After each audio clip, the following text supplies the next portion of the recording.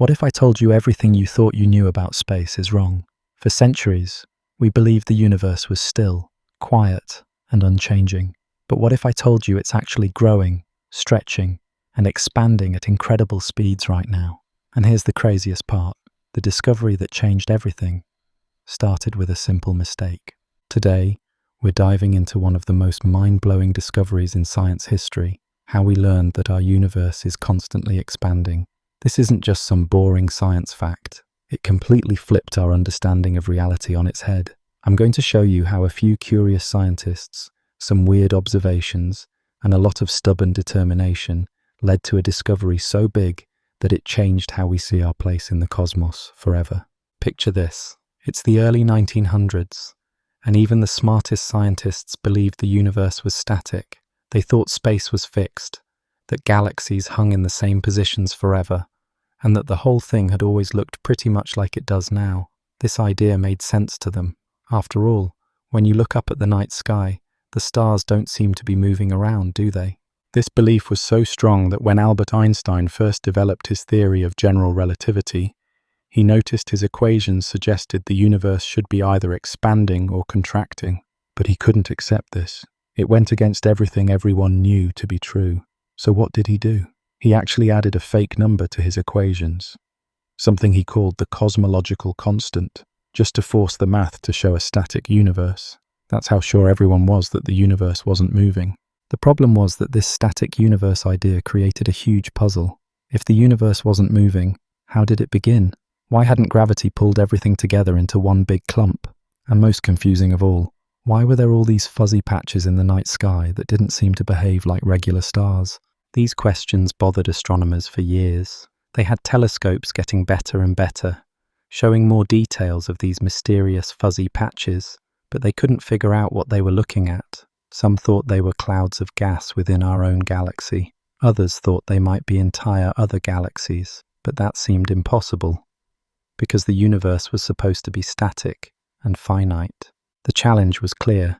Either the static universe model was wrong, or there was something fundamentally misunderstood about these mysterious objects in the sky. But who would step up to challenge centuries of scientific belief? And what evidence could possibly be strong enough to make the scientific community accept such a crazy idea? Let's go back to the early 1900s. An American astronomer named Vesto Slipher was working at the Lowell Observatory in Arizona. He was given a pretty boring task: study these fuzzy patches in the sky that astronomers called nebulae. Most scientists thought these were just gas clouds inside our Milky Way galaxy. Slipher used a technique called spectroscopy. This is basically a way to break down light from an object into its different colors, like a rainbow.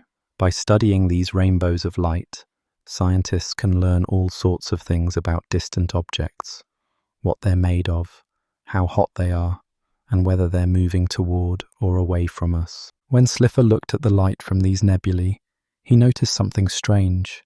The patterns in the light, the spectral lines, were shifted from where they should be. For most of these objects, the lines were shifted toward the red end of the spectrum. This might not sound like a big deal, but in physics, this redshift means the object is moving away from us. And not just moving away really fast. Slipher measured about 40 of these nebulae and found that almost all of them showed redshift. They were all racing away from Earth at incredible speeds, some at thousands of kilometers per second. This was weird. Why would all these objects be moving away from us, and at such high speeds? Slipher didn't have the full picture yet, but he had stumbled upon the first clue that something very strange was happening in the universe. On one side was Heber Curtis, who argued that these nebulae were actually island universes, separate galaxies far outside our own Milky Way. His evidence included observations of novae, exploding stars, in these nebulae that seemed much dimmer than similar events in our galaxy, suggesting they were much farther away. On the other side was Harlow Shapley, who believed these nebulae were relatively nearby gas clouds within our Milky Way. He pointed out that if they were separate galaxies, they would have to be incredibly far away, which seemed unlikely at the time. The debate raged on without a clear resolution. Both scientists had good points, but neither had definitive proof. What they needed was a way to measure the distance to these nebulae accurately.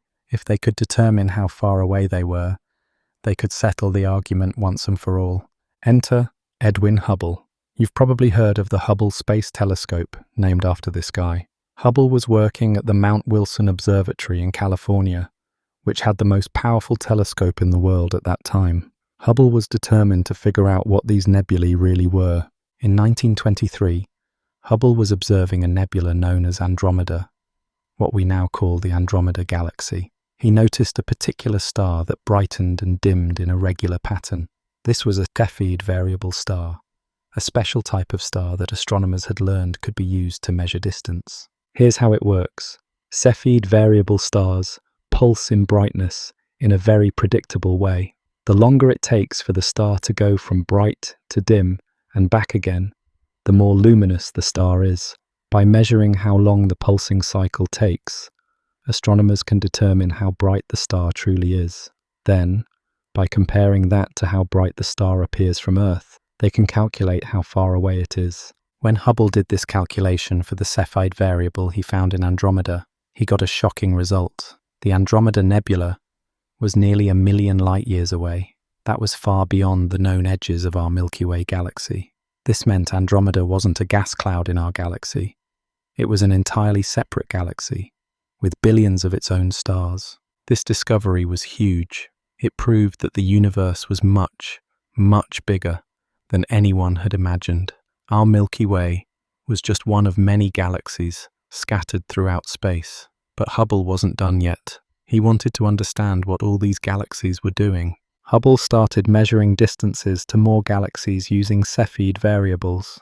Then, he combined his distance measurements with Slipher's velocity measurements. When he plotted the distance of each galaxy against how fast it was moving away from us, he found something incredible. The farther away a galaxy was, the faster it was moving away from us. This relationship was so consistent that it formed a straight line on his graph. This pattern, now known as Hubble's law, showed that the universe wasn't static at all. It was expanding. Think of it like this. Imagine you're baking raisin bread. As the bread rises and expands, all the raisins move away from each other. From the perspective of any single raisin, all the other raisins are moving away, and the farther ones are moving away faster. That's exactly what Hubble observed with galaxies.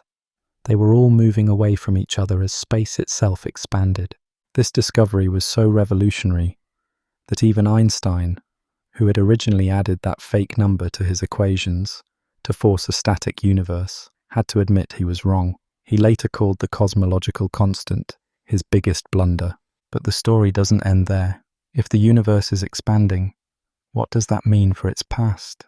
If you rewind the clock, running the expansion backward in time, all the galaxies would eventually come together at a single point. This idea led to what we now call the Big Bang theory, the concept that the universe began from an incredibly hot, dense state and has been expanding ever since. The Belgian priest and physicist Georges Lemaitre was actually the first to propose this idea in 1927.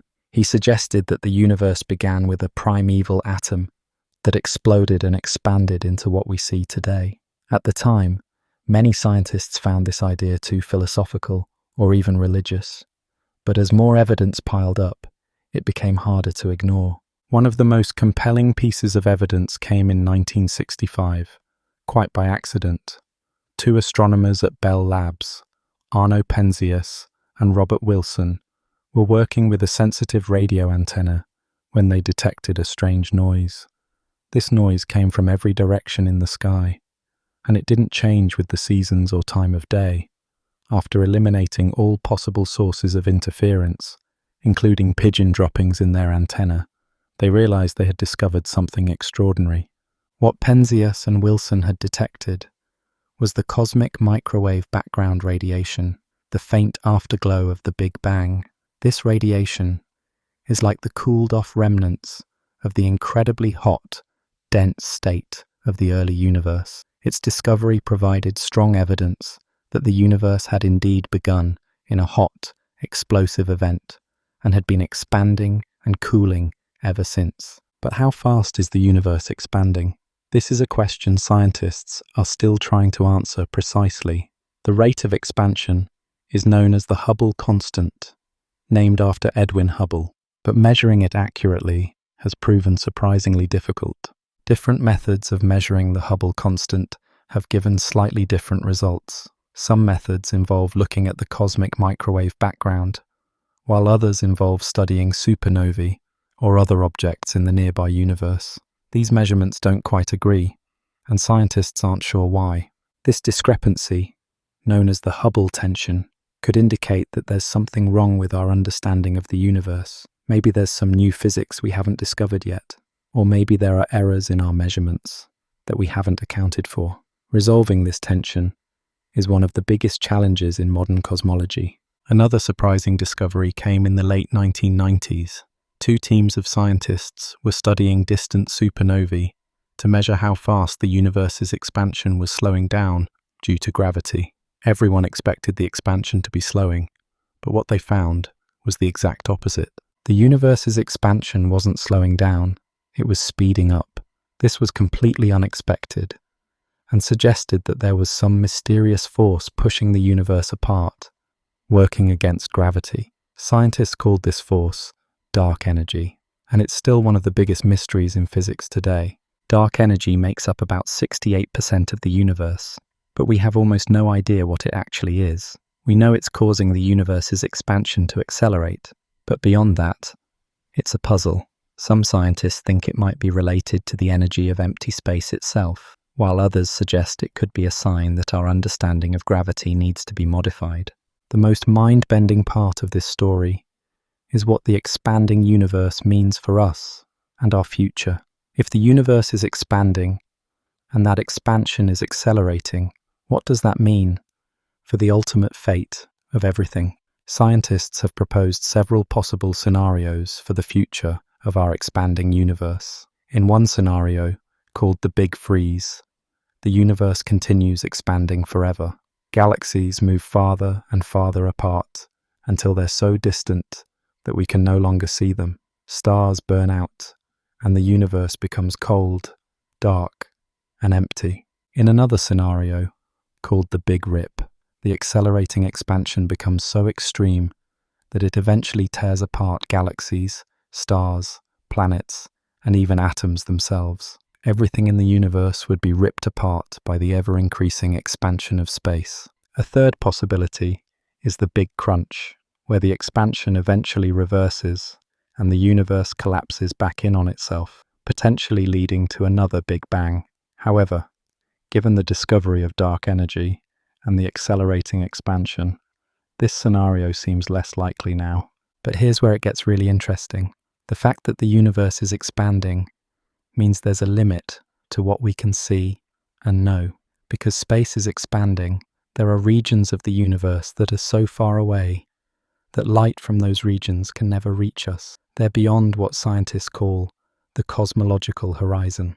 This means that no matter how advanced our technology becomes, there will always be parts of the universe we can never observe. There could be entire galaxies, civilizations, and phenomena that exist, but are forever hidden from us by the expansion of space itself. So what have we learned?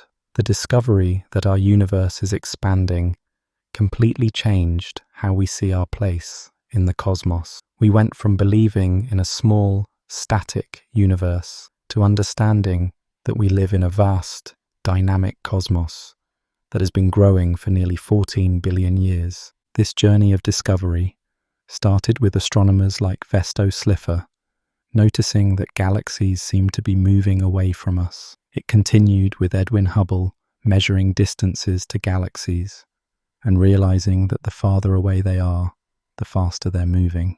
And it led to the development of the Big Bang theory and the discovery of dark energy. But perhaps the most amazing thing is that this story isn't over. Scientists are still making new discoveries about the expanding universe, trying to measure its rate more precisely and understand what dark energy really is. Each new discovery brings more questions than answers, showing that the universe still has many secrets left to reveal. The next time you look up at the night sky, remember that those stars and galaxies aren't just hanging still in space. They're all moving, carried along by the expansion of the universe itself, and we're moving with them, part of this incredible cosmic dance that began billions of years ago. and will continue for billions more. What if I told you that the color of light from distant galaxies holds the secret to the universe's biggest mystery, and that one man, working with a telescope on a California mountain, stared at this light and realized the universe was growing, like a balloon being inflated right before his eyes? This discovery didn't just change astronomy, it rewrote our entire cosmic story. Last time, we learned how astronomers first noticed galaxies racing away from us, but today, we're diving deeper into how Edwin Hubble connected the dots and proved the universe is expanding. We'll explore how he used something called redshift, a simple color change in starlight, to uncover one of the biggest truths about our cosmos. Get ready for a detective story that takes us from mountain observatories to the very edge of the universe. By the 1920s, astronomers had a huge puzzle on their hands. Vesto Slipher had shown that most nebulae, those fuzzy patches in the sky, were moving away from us at incredible speeds. But no one knew what these nebulae actually were. Were they nearby gas clouds in our Milky Way? Or were they something else entirely? And why were they all moving away? The challenge was threefold. First, astronomers needed to figure out what these nebulae really were. Second, they needed to measure how far away they were. And third, they needed to understand what it meant that they were all racing away from Earth. Think about how hard this would be without modern technology. These were tiny, faint smudges of light in the night sky. Measuring their distance was like trying to tell how far away a car is at night when all you can see is its headlights. And measuring their speed, that seemed almost impossible. Adding to the confusion was the fact that some nebulae actually appeared to be moving toward us, showing a blue shift instead of a red shift. Why were most moving away but a few coming closer? This inconsistency made many scientists skeptical about the whole idea of an expanding universe. The biggest problem, though, was human nature. The idea of a static, unchanging universe had been around for centuries. Challenging this wasn't just about science, it was about overturning a fundamental belief about reality. Many scientists resisted the idea, even when evidence started piling up. They needed proof that was so clear, so undeniable, that it would force everyone to accept this new cosmic reality. Let's start with understanding what redshift actually is. Imagine you're standing by a road and a race car speeds past you. As it approaches, the sound of its engine is high-pitched, but as it moves away, the sound suddenly drops to a lower pitch. This happens because the sound waves get compressed when the car is coming toward you and stretched out when it's moving away. Scientists call this the Doppler effect. Light works the same way. When an object in space is moving toward us, the light waves get compressed, making the light appear bluer. This is blue shift. When an object is moving away, the light waves get stretched out, making the light appear redder. This is redshift. The bigger the shift toward red, the faster the object is moving away from us. By the 1920s, astronomers had gotten pretty good at measuring these shifts. They would use a spectrograph, basically a fancy prism, to break down the light from a nebula into a rainbow spectrum. Then they would look for patterns in this rainbow and see how far they had shifted from where they should be. But here's where it gets interesting. When astronomers looked at the light from these nebulae, they noticed something strange. The patterns they saw looked familiar, almost like the patterns from stars in our own Milky Way galaxy, but they were shifted toward the red end of the spectrum. This meant these nebulae were moving away from us, and fast. But how fast?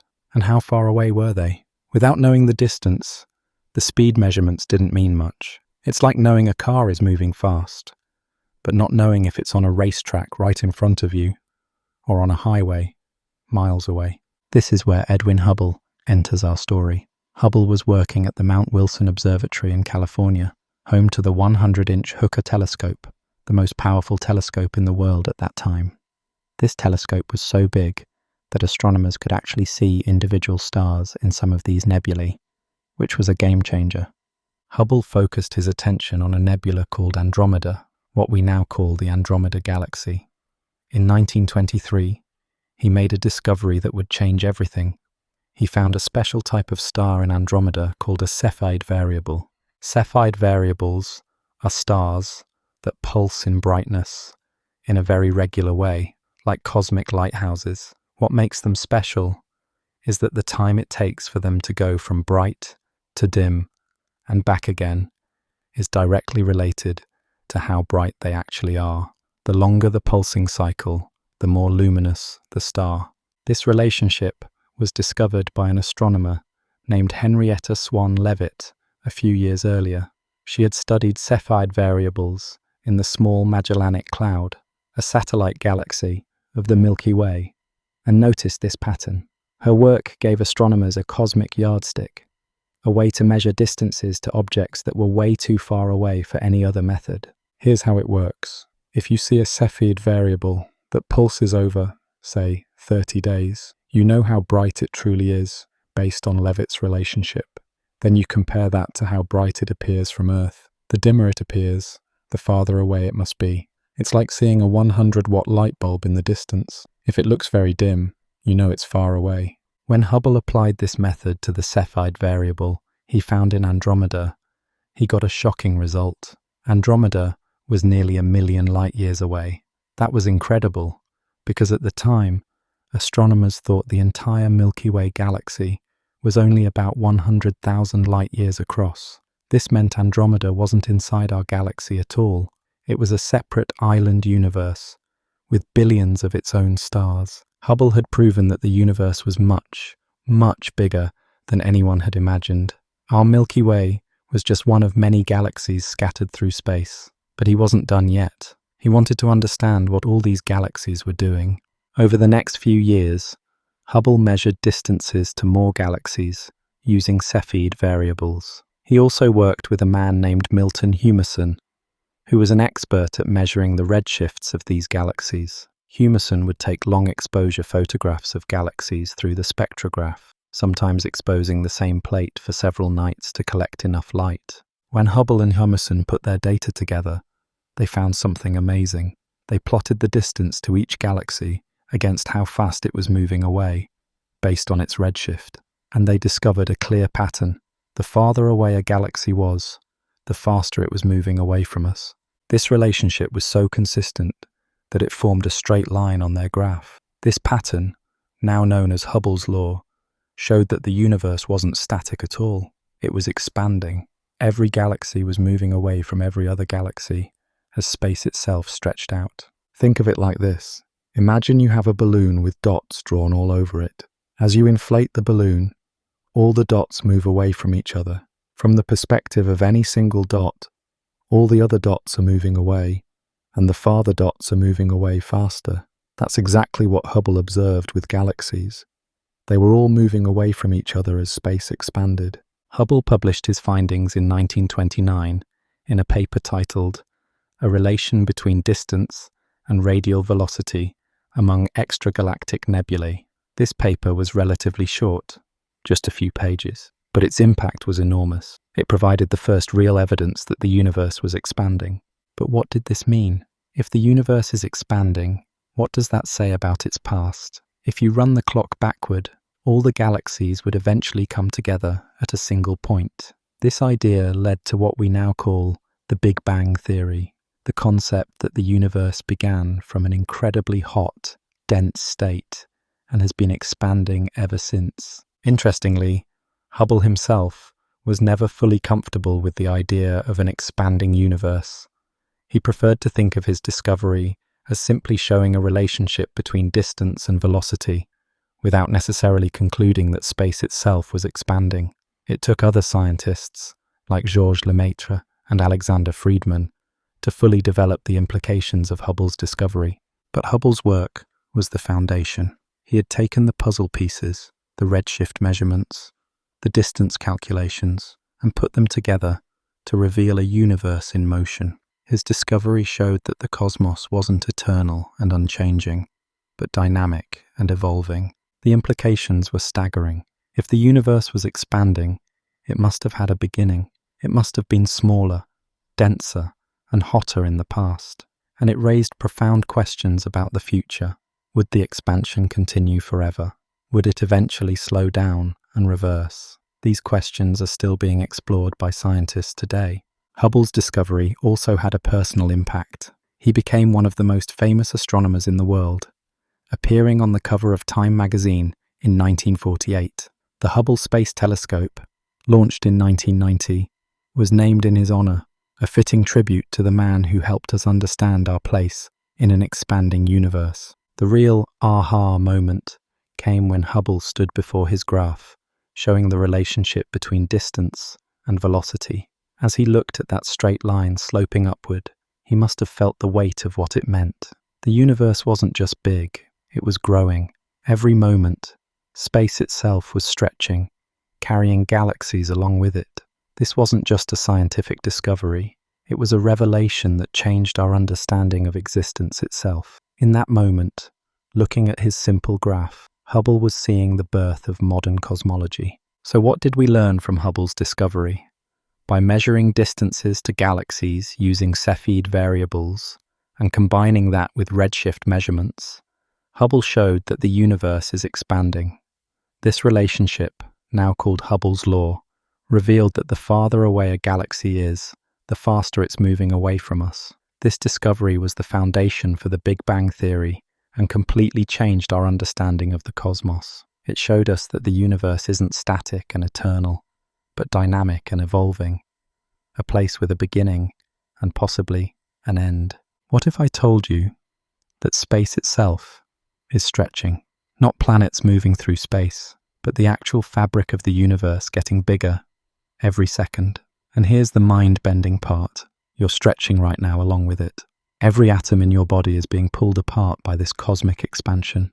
Though don't worry, you won't notice it happening. This isn't science fiction. It's the reality of our universe, and it completely changes how we think about everything. So far, we've seen how Hubble discovered galaxies moving away from us, and how that led to the idea of an expanding universe. But today, we're diving deeper into what that really means. We're not talking about galaxies just zooming through space like rockets. We're talking about space itself, stretching, the very fabric of the universe expanding in every direction. This concept is so strange that even Einstein struggled with it. But by the end of this chapter, you'll understand how we know space is expanding and what it means for everything in the cosmos. The biggest problem with understanding cosmic expansion is that it goes against everything we experience in daily life. When we think of expansion, we imagine things like a balloon inflating or bread rising in the oven. But space isn't like anything we've ever touched or seen. How can nothingness expand? How can there be more of nothing? Another challenge is visualizing this expansion. We're used to thinking of space as just the empty area where things exist. But in reality, space has properties. It can bend, stretch, and even ripple. When we say the universe is expanding, we mean that the distances between galaxies are increasing because space itself is stretching, not because galaxies are moving through space. People often get confused and think of the Big Bang as an explosion in space, like a bomb going off in a pre-existing void. But that's not right. The Big Bang wasn't an explosion in space. It was the rapid expansion of space itself. There was no outside for the universe to explode into. This conceptual difficulty leads to common questions. If the universe is expanding, what's it expanding into? What's at the edge? Are we at the center of this expansion? These questions make perfect sense from our everyday perspective, but they don't quite fit with how cosmic expansion actually works.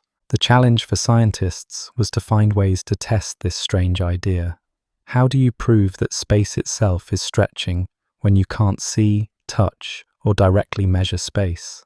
And how do you explain something so abstract to others when our brains evolved to understand a world where space is fixed and unchanging?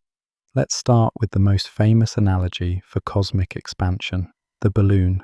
Imagine you have a balloon with dots drawn all over its surface. As you inflate the balloon, what happens to the dots? They don't move across the balloon's surface. Instead, the rubber between them stretches, and the dots move farther apart. Now, imagine you're an ant living on the surface of this balloon.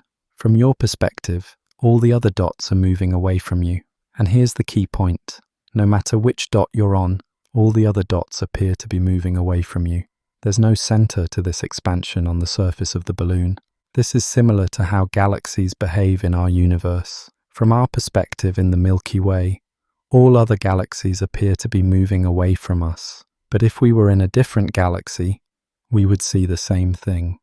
All other galaxies moving away from us. There's no center to the universe's expansion. But the balloon analogy has its limits. We live in 3 dimensions of space, not on a 2-dimensional surface. And more importantly, the balloon has an inside and an outside. It's expanding into the air around it. The universe doesn't have an outside to expand into. Space itself is what's expanding. So what does it mean for space to expand? In physics, we describe space using something called a metric. A metric is like a ruler that tells us the distance between points. When space expands, it means that the metric itself is changing.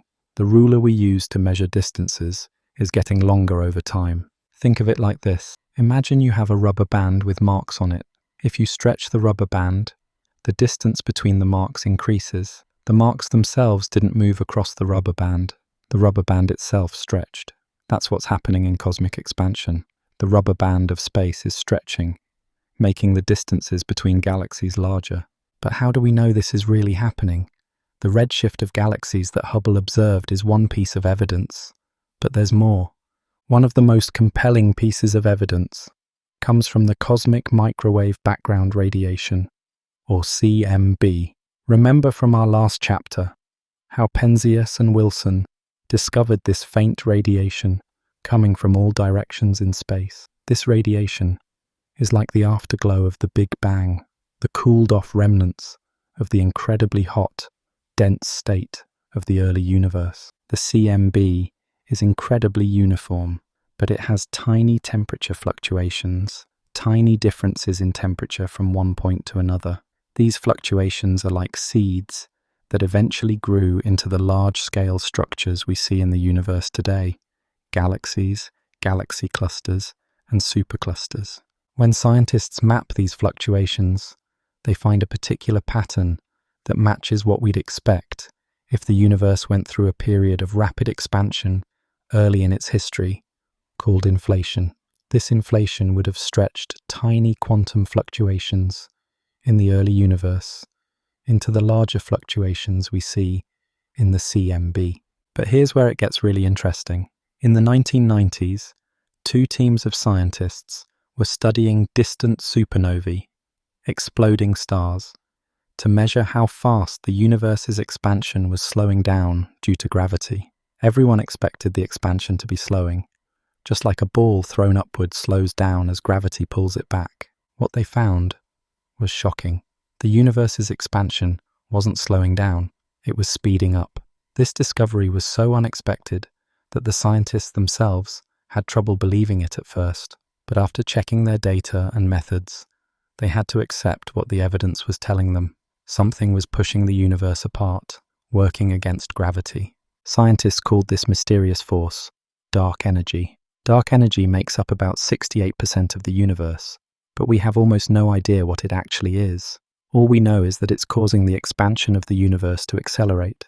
One possibility is that dark energy is a property of space itself. In quantum field theory, empty space isn't really empty. It's filled with virtual particles popping in and out of existence. This vacuum energy could be pushing space apart, causing it to expand faster and faster. Another possibility is that our understanding of gravity is incomplete. Einstein's theory of general relativity has been incredibly successful, but maybe it needs to be modified on cosmic scales. Some scientists have proposed alternative theories of gravity that could explain the accelerating expansion without dark energy. But whatever dark energy is, its effects are clear. The universe is expanding faster and faster, and this acceleration has profound implications for the future of the cosmos. One way to visualize the accelerating expansion is to think about the scale factor of the universe. The scale factor is like a measure of how stretched space is at any given time. In the early universe, the scale factor was small. Everything was close together. As the universe expanded, the scale factor increased. For billions of years, the expansion was slowing down due to gravity. But about 5 billion years ago, dark energy started to dominate, and the expansion began to accelerate. The scale factor started increasing faster and faster. This acceleration means that distant galaxies are moving away from us faster than they were in the past, and as they get farther away, they move away even faster. This leads to a strange consequence. Galaxies that we can see today will eventually move so far away that their light will no longer be able to reach us. This boundary is called the cosmological horizon. Beyond this horizon, galaxies are moving away faster than the speed of light, so their light can never reach us. Over time, more and more galaxies will disappear beyond this horizon, until eventually, the only galaxies we'll be able to see are those in our local group. But what does this mean for the ultimate fate of the universe? Scientists have proposed several scenarios. In the Big Freeze scenario, the universe continues expanding forever. Galaxies move farther and farther apart until they're so distant that we can no longer see them. Stars burn out, and the universe becomes cold, dark, and empty. This is sometimes called the heat death of the universe. In the Big Rip scenario, the accelerating expansion becomes so extreme that it eventually tears apart galaxies, stars, planets, and even atoms themselves. Everything in the universe would be ripped apart by the ever-increasing expansion of space. A third possibility is the Big Crunch, where the expansion eventually reverses and the universe collapses back in on itself, potentially leading to another Big Bang. However, given the discovery of dark energy and the accelerating expansion, this scenario seems less likely now. The most likely scenario at this point is the Big Freeze, but our understanding of dark energy is still so limited that we can't be sure. Dark energy could change over time, or there could be other factors we haven't discovered yet that affect the universe's fate. But here's where it gets really mind-bending. The fact that space is expanding means that the universe has a finite age. We can run the clock backward and calculate when everything would have been together in a single point. That moment is the Big Bang, and it happened about 13.8 billion years ago. This means there's a limit to how far we can see in the universe. Because light has a finite speed, we can only see objects whose light has had time to reach us in the 13.8 billion years since the Big Bang. This observable universe is about 93 billion light years across, but the entire universe could be much, much larger, possibly infinite. And because of the accelerating expansion, there are regions of the universe that we will never be able to see, no matter how advanced our technology becomes. They're beyond the cosmological horizon, moving away faster than the speed of light. This raises profound questions about the nature of reality. If there are parts of the universe we can never observe, can we ever have a complete understanding of the cosmos? And what does it mean for our place in the universe if we're just a tiny part of something so vast and unknowable? The real wow moment came in 1998, when two teams of scientists independently announced their discovery of the accelerating expansion. Imagine being in that room when they presented their data. The graphs showed that distant supernovae were dimmer than expected, meaning they were farther away than they should be if the universe's expansion was slowing down. The implications hit everyone at once. The universe wasn't just expanding, it was expanding faster and faster. This wasn't just a new scientific discovery, it was a complete rewrite of our cosmic story. In that moment, scientists realized that most of the universe, about 68%, was made of something they didn't understand at all. Dark energy became the biggest mystery in physics, and it still is today. So what have we learned about the cosmic stretch? Space itself is expanding, stretching like a rubber band, and carrying galaxies along with it. This expansion was initially slowing down due to gravity, but about 5 billion years ago, dark energy started to dominate, causing the expansion to accelerate. This acceleration has profound implications for the future of the universe, likely leading to a big freeze, where the universe becomes cold and empty. The discovery of the accelerating expansion revealed that most of the universe is made of dark energy, a mysterious force we still don't understand. But perhaps most mind-blowing of all is that the expanding universe means there are regions we can never observe, limiting what we can ever know about the cosmos. What if I told you that for decades, the smartest minds in physics were absolutely certain about one thing: the universe was slowing down. They had equations, observations, and even Nobel Prize-winning theories all pointing to the same conclusion. They were so confident they built entire careers around this idea. But what if I told you they were all wrong, and the discovery that proved it would shake the foundations of cosmology forever? Today, we're diving into one of the biggest scientific twists in history: why everyone was so sure the universe's expansion was slowing down. We'll explore how gravity was supposed to be the cosmic brake pedal, gradually bringing the expanding universe to a halt. This isn't just some abstract theory, it was considered settled science. But as we'll see, the universe had other plans, and what scientists thought they knew was about to be turned completely upside down. Imagine you throw a ball straight up into the air. What happens? It goes up, slows down, stops for a moment, and then falls back down. That's gravity at work, pulling the ball back to Earth. For decades, scientists thought the entire universe worked the same way. After Hubble discovered that the universe was expanding, the obvious question was, what happens next? Would gravity eventually pull everything back together in a big crunch, or would the expansion continue forever? This wasn't just an academic question. It was about the ultimate fate of everything. The challenge was that gravity is an attractive force. Every bit of matter in the universe pulls on every other bit. With all the galaxies, stars, and dark matter out there, there's a lot of gravity. So it made perfect sense that this gravitational pull would gradually slow down the expansion of the universe, just like Earth's gravity slows down a ball thrown into the air. But here's where it gets complicated. To predict the future of the universe, scientists needed to know two things: how fast the universe was expanding and how much matter was in it to create gravity. The problem was, they couldn't directly measure either of these things with precision. The amount of matter in the universe was especially tricky. Stars and galaxies were easy to see, but what about dark matter? This mysterious, invisible stuff that doesn't emit light, but has gravity. And what about other forms of energy? The total density of the universe determines its fate, but scientists could only estimate it. Another challenge was that the expansion rate itself was hard to measure precisely. Hubble's original measurements had suggested a very fast expansion, but later refinements showed it was actually slower. Each new measurement seemed to change the picture. The biggest problem, though, was human nature. Scientists had a beautiful, elegant theory: the Big Bang, followed by either a big crunch or eternal expansion, depending on the density of the universe. This theory made sense and was mathematically beautiful. But as we've seen before in science, when you fall in love with a theory, you might overlook evidence that doesn't fit.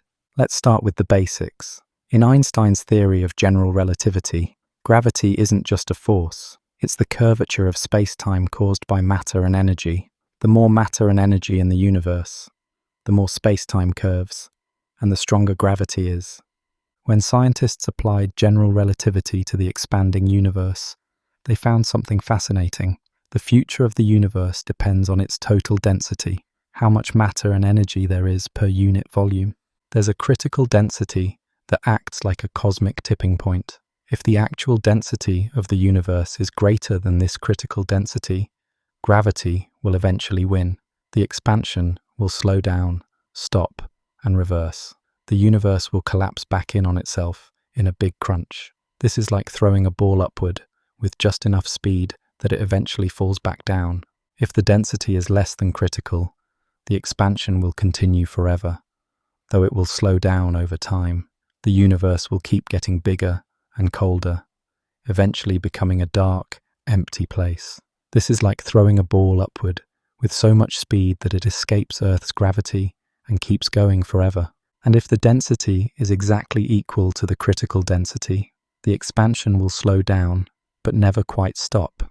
It will approach zero speed, but never quite reach it, like a ball thrown upward, with exactly escape velocity. This critical density isn't just a theoretical concept. Scientists can calculate it, and it's incredibly small, about 5 hydrogen atoms per cubic meter. That might not sound like much, but remember that space is mostly empty. The average density of the universe is surprisingly low. So what was the actual density of the universe? In the 1980s and 1990s, scientists tried to measure it in several ways. One method was to count up all the visible matter in the universe: stars, galaxies, gas clouds, and so on. When they did this, they found that visible matter accounted for only about 1% of the critical density. But they knew there had to be more, because galaxies were rotating faster than they should, based on the visible matter alone. This was evidence for dark matter, invisible stuff that has gravity but doesn't emit light. By studying how galaxies move in clusters, scientists estimated that dark matter makes up about 30% of the critical density. Combined with visible matter, that's still only about 31% of what's needed to eventually halt the expansion. But there was another way to estimate the universe's density, by looking at the lightest elements in the cosmos. The Big Bang theory predicts that in the early universe, about 75% of the matter should be hydrogen and 25% helium, with tiny amounts of other light elements. The exact ratios depend on the density of the universe. When scientists measured the abundances of these light elements, they found something remarkable. The ratios matched what the Big Bang theory predicted.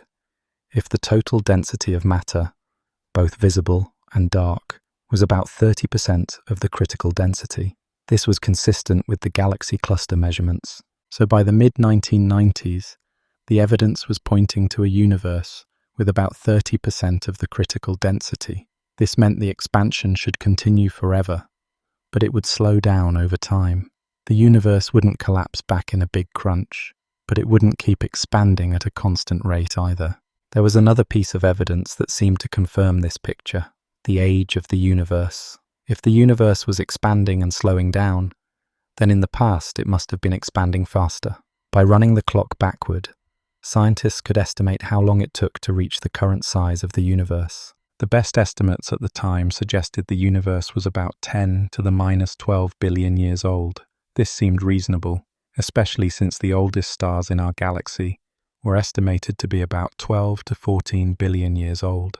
The numbers roughly matched, which gave scientists confidence in their model. But there was a problem.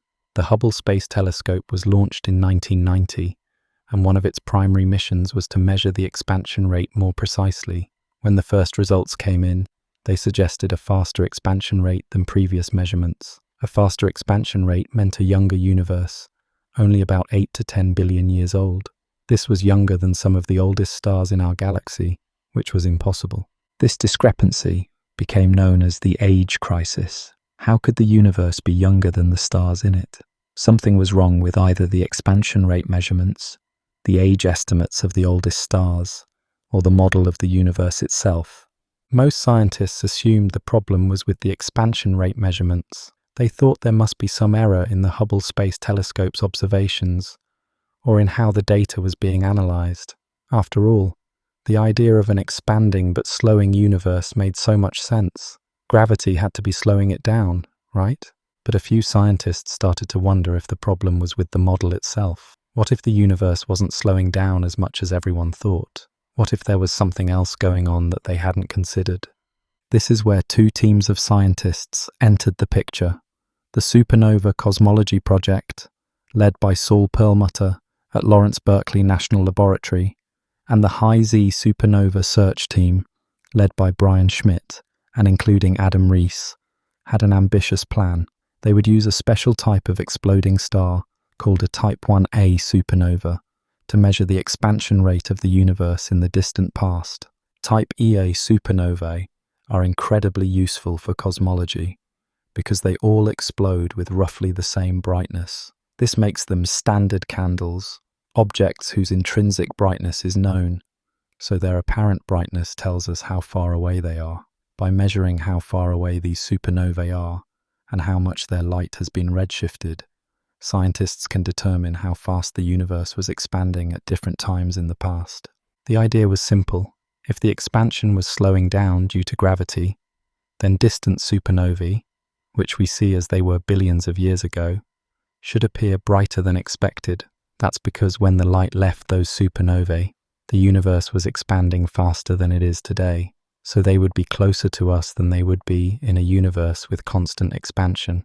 But if the expansion wasn't slowing down as much as expected, or if it was actually speeding up, then these distant supernovae would appear dimmer than expected.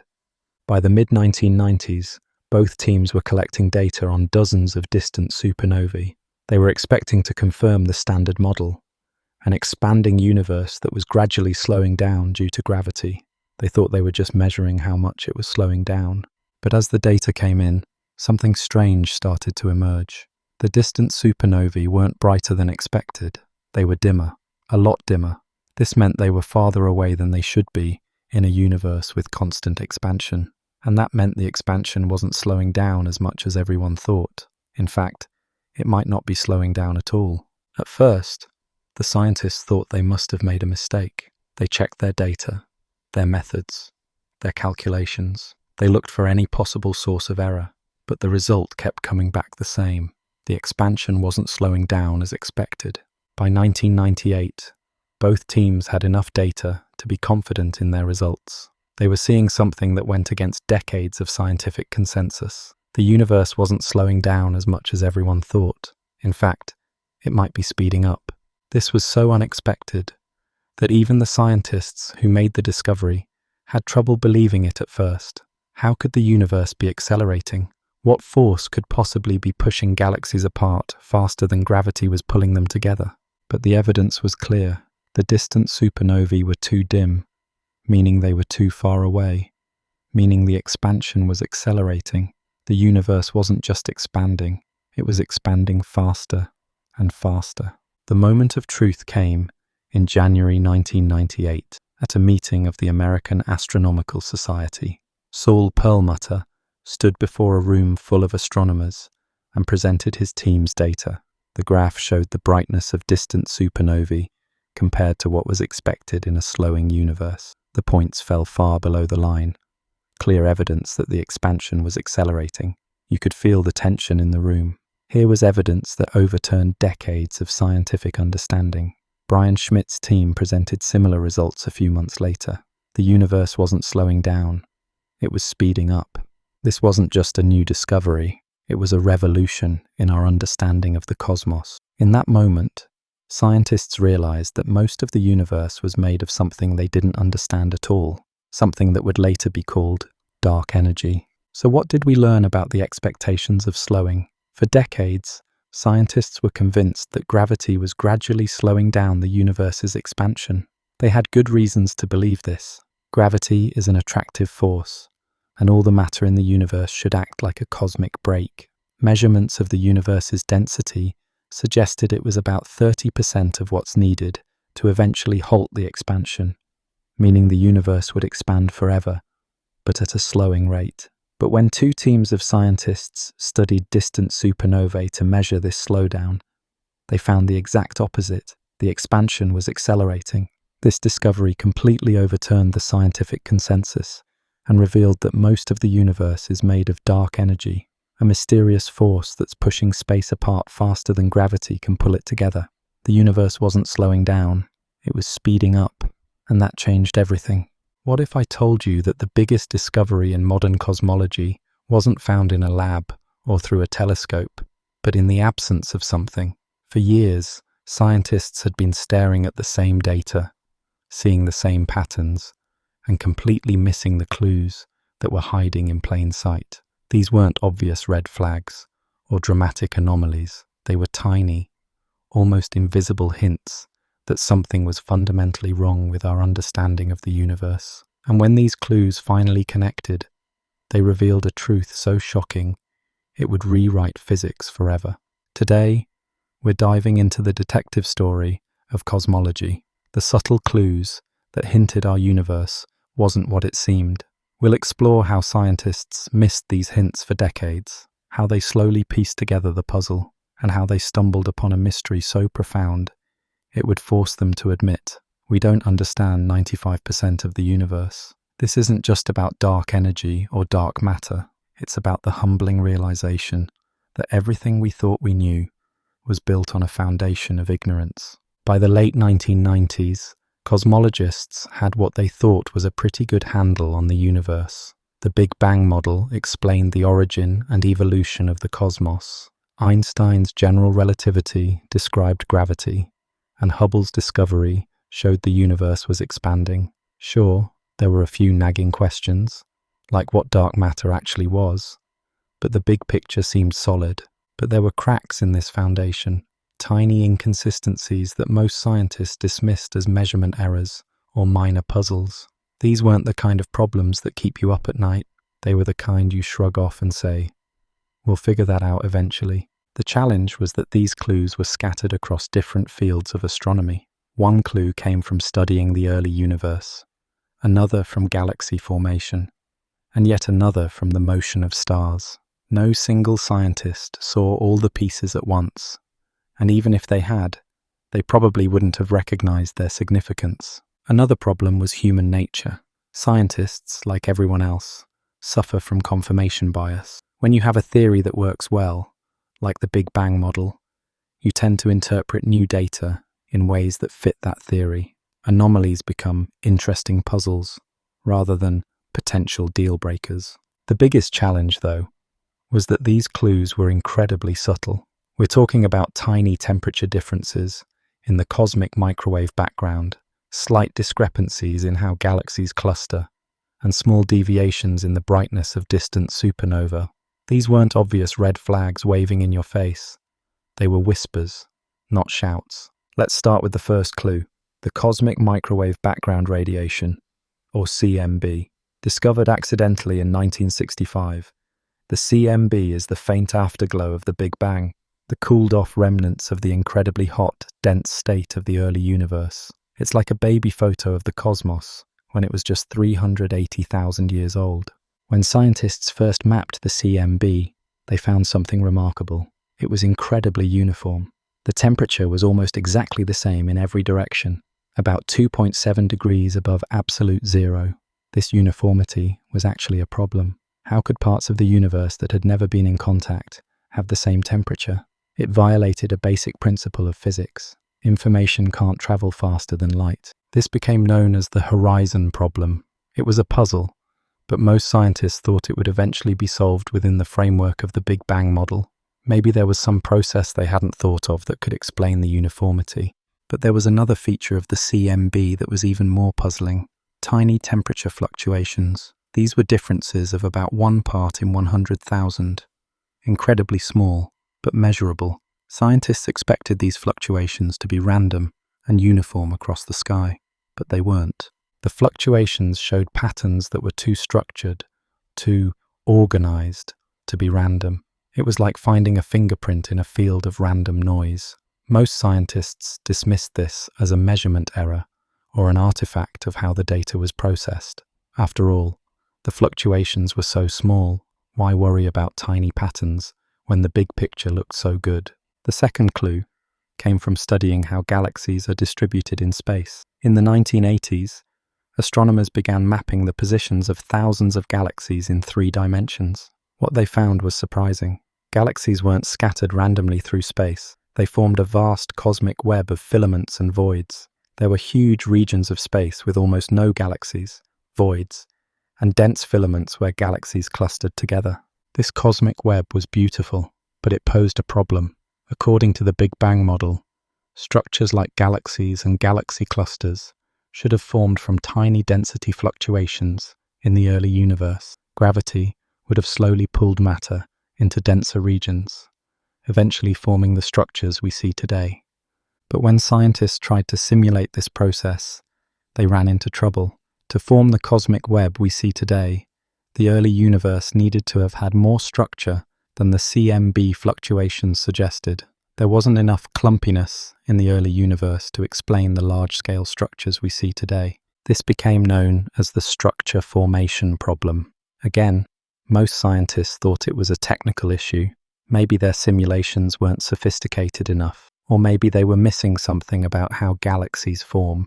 It was an interesting puzzle, but not a crisis. The third clue came from studying the rotation of galaxies. In the 1970s, astronomer Vera Rubin was measuring how fast stars orbit around the centers of spiral galaxies. According to Newton's laws of gravity, stars farther from the center should orbit more slowly, Just like planets farther from the sun orbit more slowly.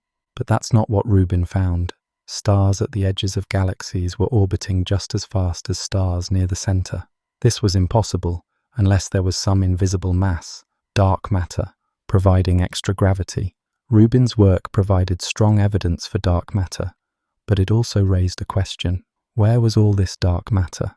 By the 1990s, scientists had estimated that dark matter made up about 30% of the total mass energy of the universe. But there was a problem with this number. When they measured the total amount of matter, both visible and dark, in the universe, they found it was only about 30% of what was needed to make the universe flat, a universe with zero curvature. In cosmology, a flat universe is special. It's the only universe where parallel lines never meet or diverge, and it's the universe predicted by inflation theory. But if matter only made up 30% of what was needed for flatness, where was the other 70%? This became known as the missing mass problem. Scientists assumed the missing mass must be there somewhere, maybe in hard-to-detect objects like brown dwarfs or black holes. They called this MACHOs, massive compact halo objects.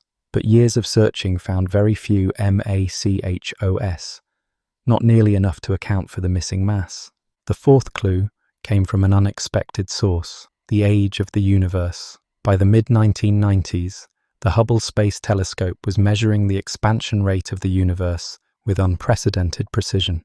The results suggested the universe was about 8 to 10 billion years old. But there was a problem. The oldest stars in our galaxy, called globular clusters, were estimated to be about 12 to 14 billion years old. How could the universe be younger than the stars in it? This became known as the age crisis. Again, most scientists thought this was a measurement error. Maybe the age estimates of the oldest stars were wrong, or maybe the Hubble constant measurements were off. It was an interesting puzzle, but not a reason to abandon the Big Bang model. The fifth and final clue came from the brightness of distant supernovae. In the early 1990s, two teams of scientists, the Supernova Cosmology Project and the High Z Supernova Search Team, began studying Type Ia supernovae to measure the expansion history of the universe. Type Ia supernovae are incredibly useful for cosmology because they all explode with roughly the same brightness. This makes them standard candles, objects whose intrinsic brightness is known, so their apparent brightness tells us how far away they are. The teams expected to find that distant supernovae were slightly brighter than expected. Why?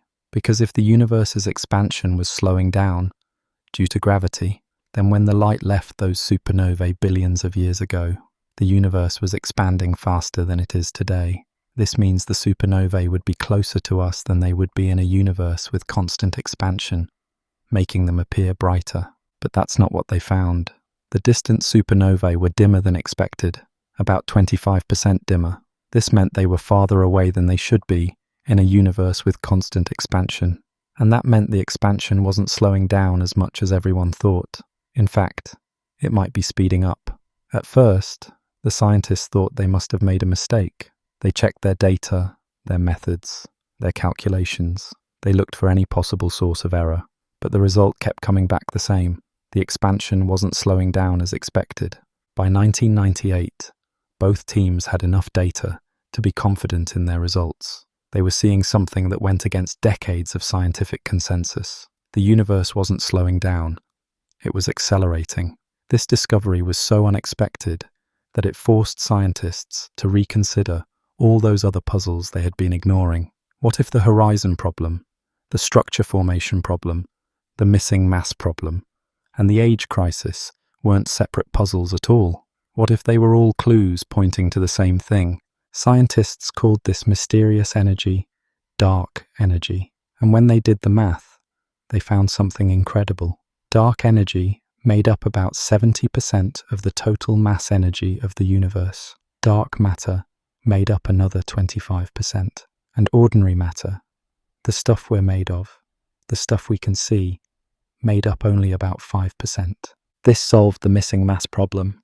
The universe was flat because dark energy provided the extra 70% needed. It solved the age crisis. An accelerating expansion meant the universe was older than previously thought, about 13.8 billion years, which was older than the oldest stars. It even helped with the structure formation problem. Dark energy's repulsive gravity would have counteracted the attractive gravity of matter in the early universe, allowing structures to form more slowly and explaining the cosmic web we see today. But what about the horizon problem? That was solved by another idea: inflation. Inflation theory proposes that in the first tiny fraction of a second after the Big Bang, the universe underwent a period of exponential expansion. This would have stretched a tiny region of space to a size larger than the observable universe, explaining why the CMB is so uniform. But inflation theory made a prediction. The tiny temperature fluctuations in the CMB should have a particular pattern. When scientists finally measured this pattern with satellites like COBE, WMAP, and Planck, they found exactly what inflation predicted. This was strong evidence that inflation happened, and that dark energy exists. The moment everything clicked came in January 1998, during a meeting of the American Astronomical Society. Saul Perlmutter, leader of the Supernova Cosmology Project, stood before a room full of astronomers and presented his team's data. The graph showed the brightness of distant supernovae compared to what was expected in a slowing universe. The points fell far below the line, clear evidence that the expansion was accelerating. You could feel the tension in the room. Here was evidence that overturned decades of scientific understanding. Brian Schmidt's team presented similar results a few months later. The universe wasn't slowing down, it was speeding up. But the real climax came when scientists realized all those other puzzles weren't separate at all. They were all pieces of the same cosmic puzzle, pointing to the same incredible truth. 95% of the universe is made of stuff we don't understand. It was a humbling moment, a reminder of how much we still have to learn. So what did we learn from these subtle clues? For decades, scientists had been ignoring tiny inconsistencies in their data: the horizon problem, the structure formation problem, the missing mass problem, the age crisis, and the unexpected brightness of distant supernova. These weren't separate puzzles at all. They were all clues pointing to the same incredible truth. The universe's expansion is accelerating, driven by a mysterious force called dark energy. This discovery revealed that 95% of the universe is made of stuff we don't understand: dark energy and dark matter. It was a humbling reminder that despite all our progress, we're still just scratching the surface of cosmic understanding. What if I told you that the most important discovery in modern astronomy started with a bunch of exploding stars that were too dim, and that this simple observation, something you could almost measure with backyard telescopes, would prove that the universe is filled with a mysterious force that's pushing everything apart? This wasn't just a small adjustment to our cosmic knowledge. It was like discovering that gravity doesn't always pull things together. Sometimes it pushes them apart. And it all started when astronomers noticed that distant galaxies were fainter than they should be. Today we're diving into one of the most shocking discoveries in science history: how astronomers found that distant galaxies were farther away than anyone thought possible. This wasn't just a minor correction to cosmic distances. It was the first clue that the universe's expansion is accelerating, driven by something we now call dark energy. We'll follow the story of two competing teams of scientists who both stumbled upon this cosmic truth, the skepticism they faced, and how this discovery completely rewrote our understanding of the universe. By the mid-1990s, astronomers thought they had the universe pretty well figured out. The Big Bang model explained how the universe began and evolved. Einstein's general relativity described gravity, and Hubble's discovery showed the universe was expanding. There were still questions, like what dark matter actually was, but the big picture seemed solid. The general consensus was that the universe's expansion should be slowing down. Think of it like throwing a ball into the air. Gravity pulls it back, slowing its ascent. Similarly, the gravity of all the matter in the universe should be putting the brakes on cosmic expansion. But there was a problem with this picture. To predict the future of the universe, scientists needed to know two things: how fast it's expanding now, and how much matter is in it to create gravity. The challenge was that both of these were incredibly difficult to measure precisely. The amount of matter was especially tricky. Stars and galaxies were easy to see. But what about dark matter? This invisible stuff that doesn't emit light, but has gravity? And what about other forms of energy, The total density of the universe determines its fate, but scientists could only estimate it. Another challenge was measuring distances to faraway galaxies. Without accurate distances, you can't tell how fast the universe is expanding. It's like trying to measure how fast a car is moving when you don't know how far away it is. The biggest problem, though, was human nature. Scientists had a beautiful, elegant theory: the Big Bang, followed by either a big crunch or eternal expansion, depending on the density of the universe. This theory made sense and was mathematically beautiful. But as we've seen before in science, when you fall in love with a theory, you might overlook evidence that doesn't fit. Let's go back to the early 1990s. Two teams of scientists were independently working on a way to measure the expansion history of the universe. One team, called the Supernova Cosmology Project, was led by Saul Perlmutter at Lawrence Berkeley National Laboratory. The other team, called the High Z Supernova Search Team, was led by Brian Schmidt and included Adam Rees. Both teams had the same idea: use a special type of exploding star called a Type 1a supernova to measure cosmic distances. Type Ia supernovae are incredibly useful for cosmology because they all explode with roughly the same brightness. This makes them standard candles, objects whose intrinsic brightness is known, so their apparent brightness tells us how far away they are. Here's how it works. If you have a 100-watt light bulb, you know how bright it should be up close. If it appears dimmer, you can calculate how far away it must be. Type Ia supernovae work the same way. They're like cosmic light bulbs with a known wattage. But there was a problem. Type Ia supernovae are rare. A typical galaxy might have one every few hundred years. To find enough of them for a meaningful study, the teams needed to scan thousands of galaxies night after night, looking for these cosmic explosions. The Supernova Cosmology Project developed a clever strategy. They would take images of the same patch of sky a few weeks apart. By comparing these images, they could spot new points of light, potential supernovae. Once they found a candidate, they would use powerful telescopes to confirm it was a Type Ia supernova and measure its brightness and redshift. The High Z Supernova Search Team used a similar approach, but focused on finding more distant supernovae. The Z in their name refers to redshift, a measure of how much the light from an object has been stretched by the expansion of the universe. Higher redshift means greater distance and looking further back in time.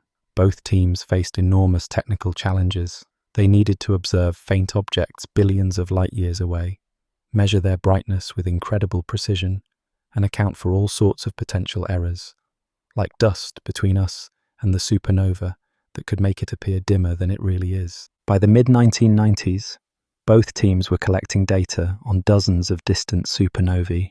They were expecting to confirm the standard model, an expanding universe that was gradually slowing down due to gravity. They thought they were just measuring how much it was slowing down. But as the data came in, something strange started to emerge. The distant supernovae weren't brighter than expected. They were dimmer, a lot dimmer. Let me explain why this was so shocking.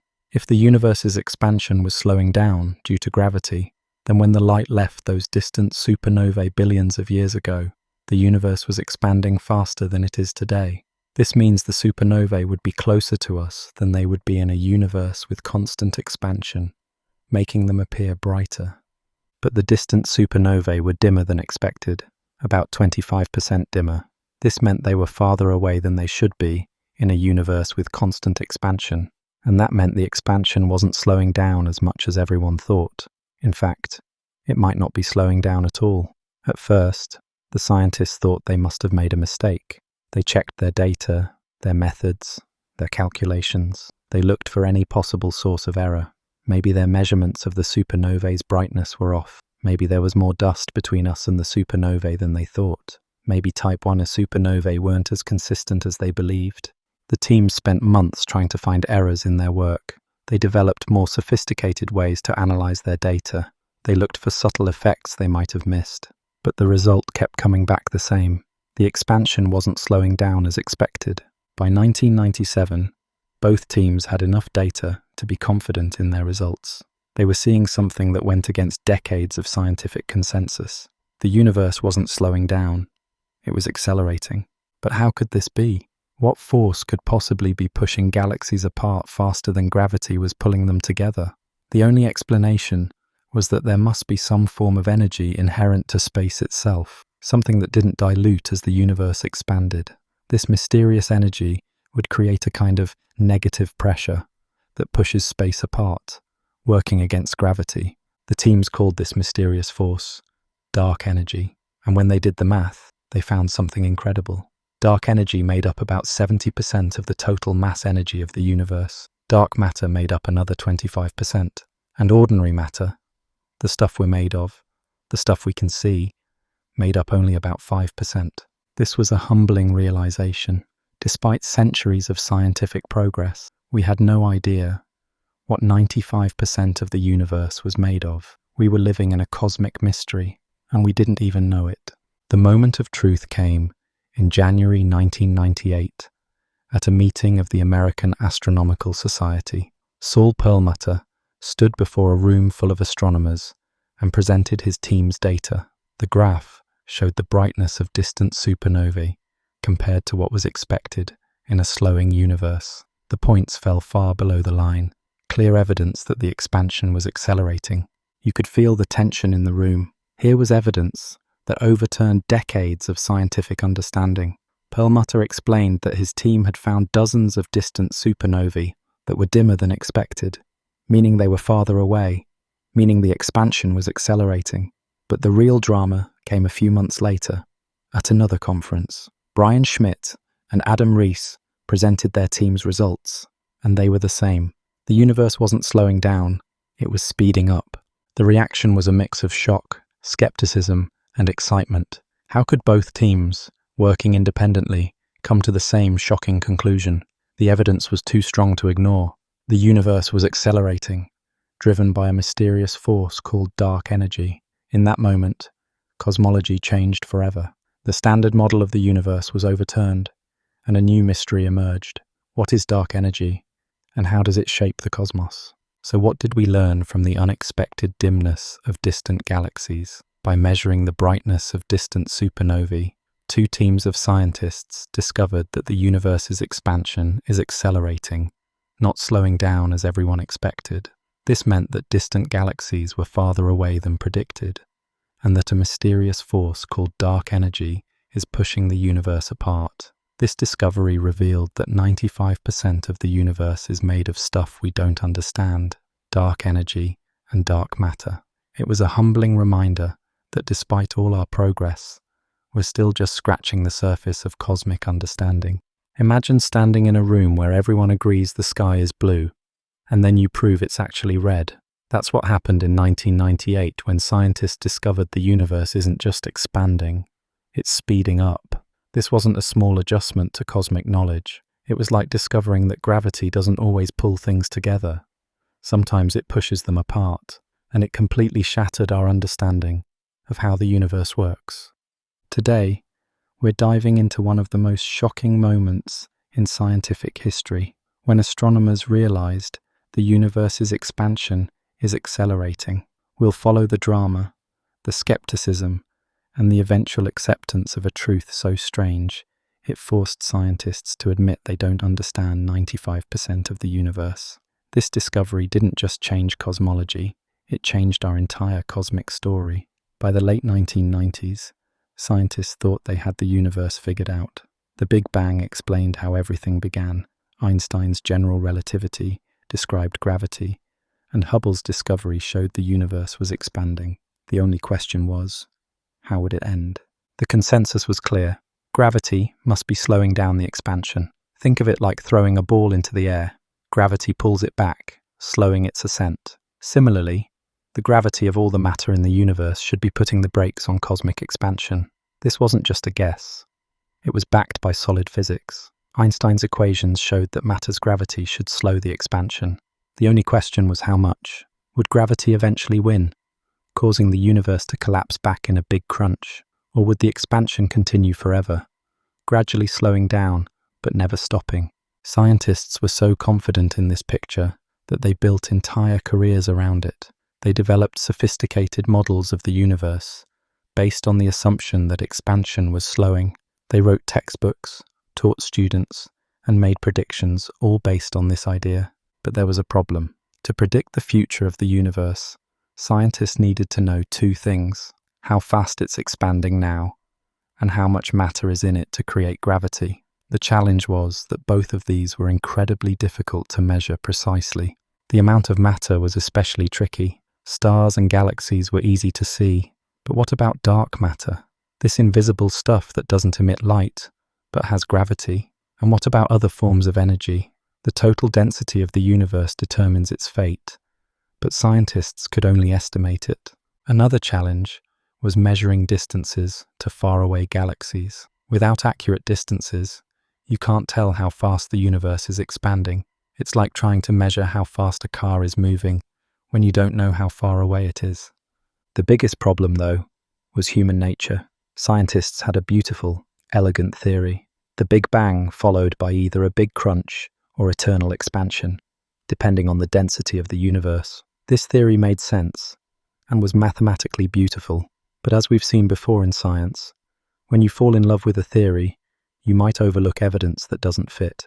Let's go back to 1997. Two teams of scientists were working independently to measure the expansion history of the universe: the Supernova Cosmology Project, led by Saul Perlmutter, and the High-Z Supernova Search Team, led by Brian Schmidt and Adam Rees. Both teams were using Type 1 as supernovae as cosmic mile markers. These exploding stars all have roughly the same brightness, making them perfect for measuring cosmic distances. By comparing how bright these supernovae appear to how bright they actually are, scientists can calculate how far away they are. The teams had been collecting data for several years, and by 1997, they had enough measurements to start drawing conclusions. What they found was shocking. The distant supernovae were dimmer than expected, about 25% dimmer. This meant they were farther away than they should be in a universe with constant expansion. And that meant the expansion wasn't slowing down as much as everyone thought. In fact, it might be speeding up. At first, the scientists thought they must have made a mistake. They checked their data, their methods, their calculations. They looked for any possible source of error. Maybe their measurements of the supernovae brightness were off. Maybe there was more dust between us and the supernovae than they thought. Maybe Type 1 supernovae weren't as consistent as they believed. The Supernova Cosmology Project spent months trying to find errors in their work. They developed more sophisticated ways to analyze their data. They looked for subtle effects they might have missed, but the result kept coming back the same. The expansion wasn't slowing down as expected. Meanwhile, the High-Z team was finding the same thing. Their distant supernovae were also dimmer than expected. The two teams were competitors, but they were also friends. They started sharing data and comparing notes, trying to figure out what was going on. By early 1998, both teams had enough data to be confident in their results. They were seeing something that went against decades of scientific consensus. The universe wasn't slowing down, it was accelerating. But how could this be? What force could possibly be pushing galaxies apart faster than gravity was pulling them together? The only explanation was that there must be some form of energy inherent to space itself, something that didn't dilute as the universe expanded. This mysterious energy would create a kind of negative pressure that pushes space apart, working against gravity. The teams called this mysterious force dark energy, and when they did the math, they found something incredible. Dark energy made up about 70% of the total mass energy of the universe. Dark matter made up another 25%. And ordinary matter, the stuff we're made of, the stuff we can see, made up only about 5%. This was a humbling realization. Despite centuries of scientific progress, we had no idea what 95% of the universe was made of. We were living in a cosmic mystery, and we didn't even know it. The first public presentation of these results came in January 1998 at a meeting of the American Astronomical Society. Saul Perlmutter stood before a room full of astronomers and presented his team's data. The graph showed the brightness of distant supernovae compared to what was expected in a slowing universe. The points fell far below the line, clear evidence that the expansion was accelerating. You could feel the tension in the room. Here was evidence that overturned decades of scientific understanding. Perlmutter explained that his team had found dozens of distant supernovae that were dimmer than expected, meaning they were farther away, meaning the expansion was accelerating.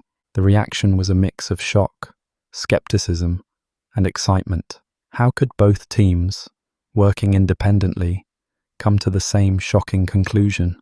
The evidence was too strong to ignore.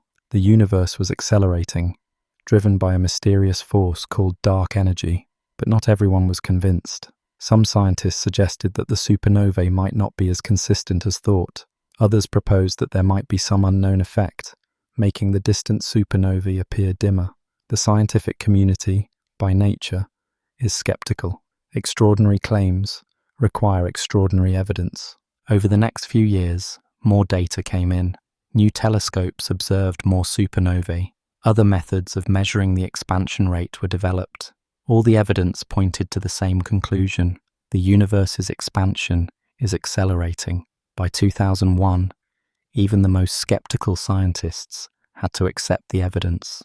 The universe was accelerating, driven by dark energy. The discovery was so important that in 2011, Saul Perlmutter, Brian Schmidt, and Adam Rees were awarded the Nobel Prize in Physics. But what does this mean for our understanding of the universe? First, it means that the universe will continue expanding forever, and at an accelerating rate. Galaxies will move farther and farther apart until they're so distant that we can no longer see them. Eventually, the universe will become cold, dark, and empty. Second, it means that most of the universe is made of stuff we don't understand. Dark energy and dark matter together make up 95% of the universe. We know they exist because of their gravitational effects, but we have no idea what they actually are. Third, it means that our understanding of gravity is incomplete. Einstein's theory of general relativity has been incredibly successful, but it doesn't explain dark energy. Some scientists think we need to modify our theory of gravity to account for it. Fourth, it means that the universe has a finite age. We can run the clock backward and calculate when everything would have been together in a single point. That moment is the Big Bang, and it happened about 13.8 billion years ago. Finally, it means that there are limits to what we can know about the universe. Because of the accelerating expansion, there are regions of the universe that are so far away that light from those regions can never reach us. They're beyond what scientists call the cosmological horizon. The real climax came in 2003, when the Wilkinson Microwave Anisotropy Probe, WMAP, satellite released its first data. WMAP measured the cosmic microwave background radiation, the faint afterglow of the Big Bang, with unprecedented precision. The WMAP data showed that the universe is flat, meaning it has zero curvature. This was exactly what the Big Bang theory predicted. If there was a period of rapid expansion, called inflation, in the early universe. But it also meant that the total density of the universe had to be exactly equal to the critical density. When scientists added up all the matter in the universe, both visible and dark, they found it only accounted for about 30% of the critical density. The missing 70% had to be something else, something that didn't clump together like matter, something that was spread evenly throughout space. That something was dark energy. The WMAP data provided independent confirmation of the supernova results. It wasn't just that distant galaxies were moving away faster than expected. The entire structure of the universe pointed to the existence of dark energy. In that moment, the scientific community had to accept a humbling truth. We don't understand 95% of the universe. All our theories, all our models, all our understanding of reality was based on just 5% of what's out there. It was a moment of cosmic humility, a reminder of how much we still have to learn. So what did we learn from the revelation of acceleration? Scientists discovered that the universe's expansion is speeding up, not slowing down as everyone expected. This discovery was made by measuring the brightness of distant supernovae, which were dimmer than predicted, meaning they were farther away. The only explanation was a mysterious force called dark energy that makes up about 70% of the universe. This discovery completely overturned our understanding of the cosmos and revealed that 95% of the universe is made of stuff we don't understand.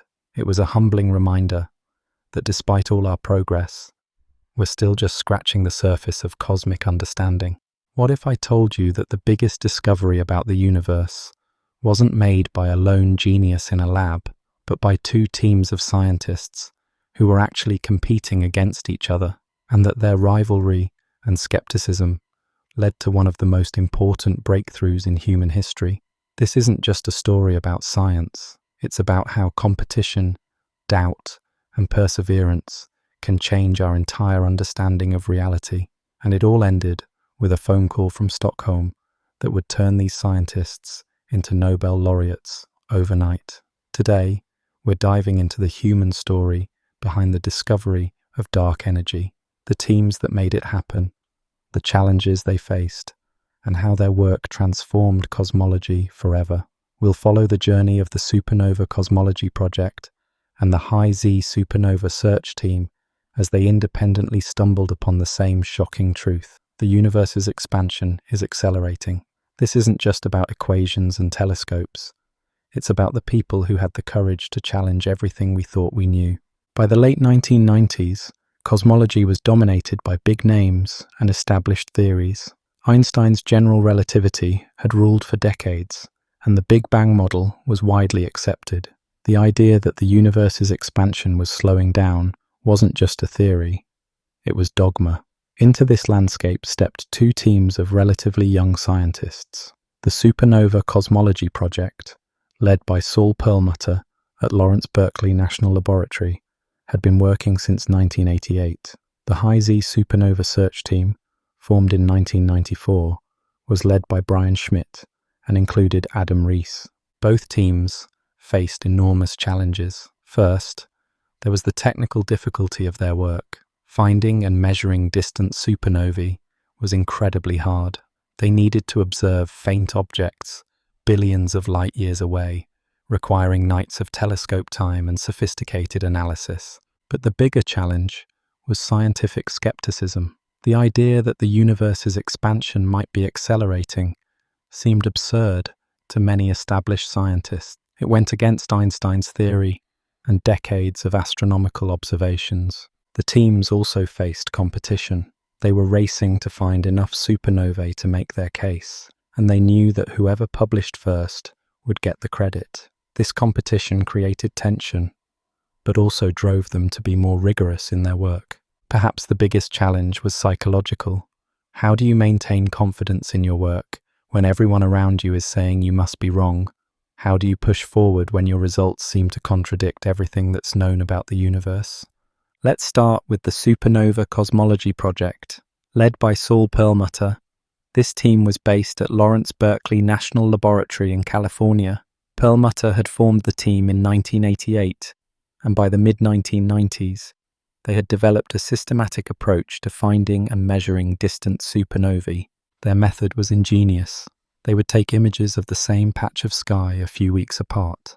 By comparing these images, they could spot new points of light, potential supernovae. Once they found a candidate, they would use powerful telescopes to confirm it was a type Ia supernova and measure its brightness and redshift.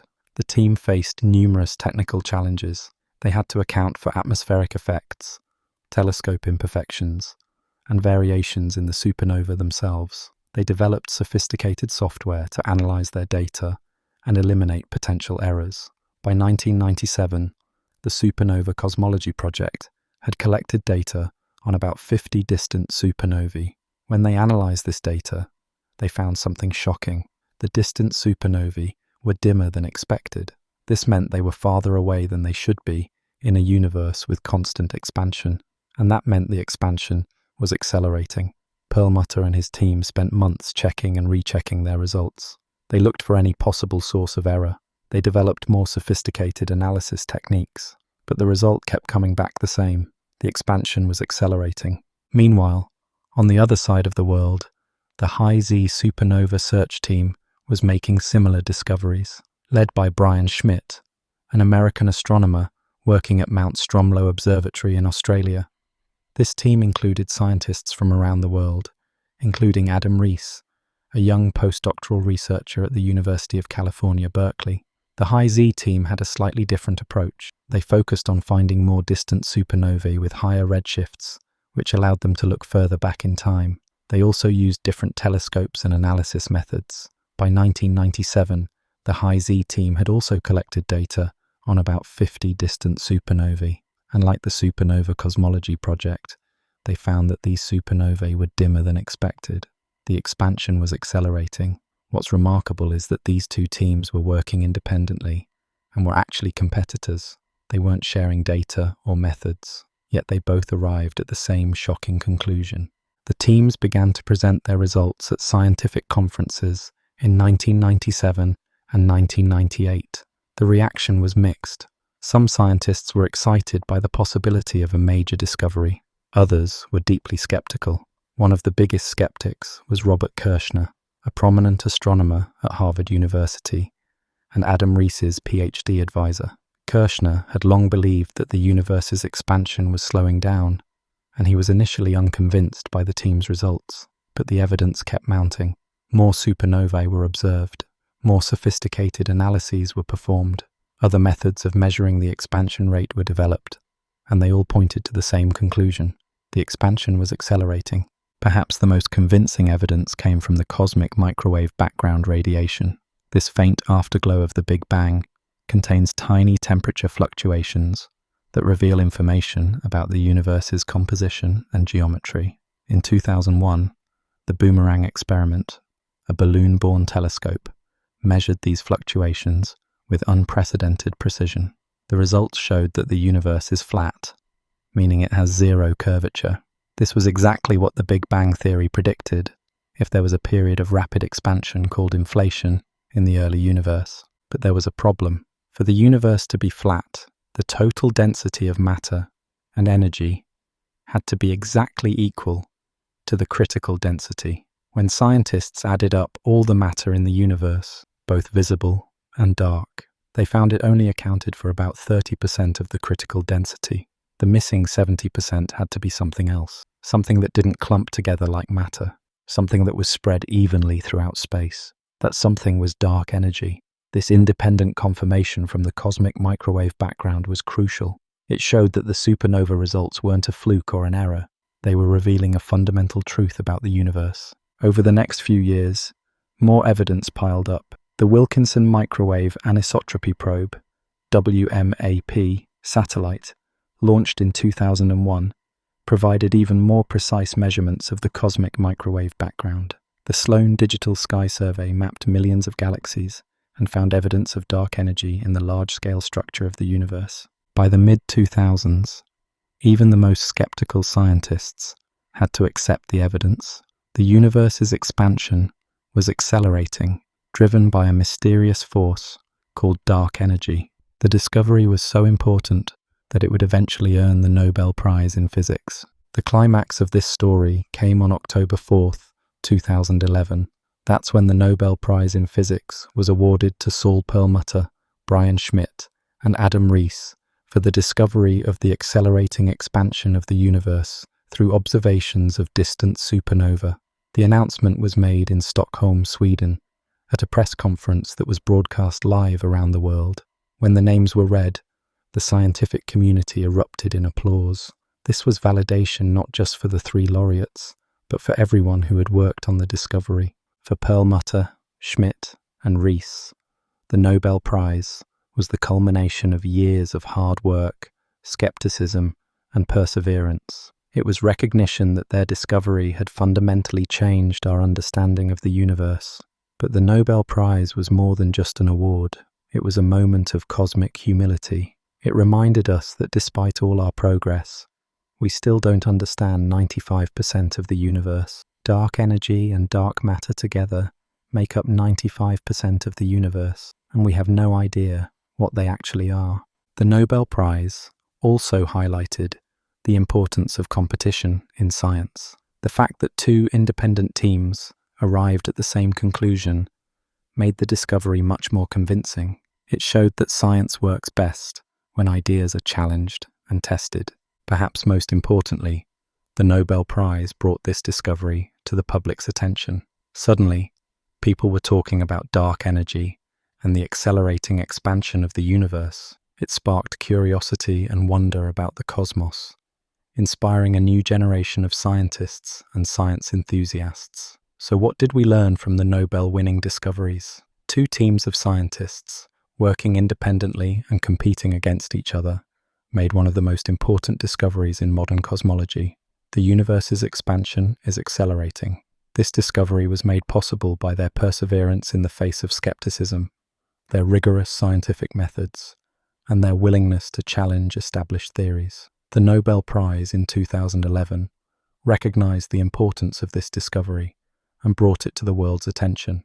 But more than that, it revealed how much we still have to learn about the universe, 95% of it, to be exact.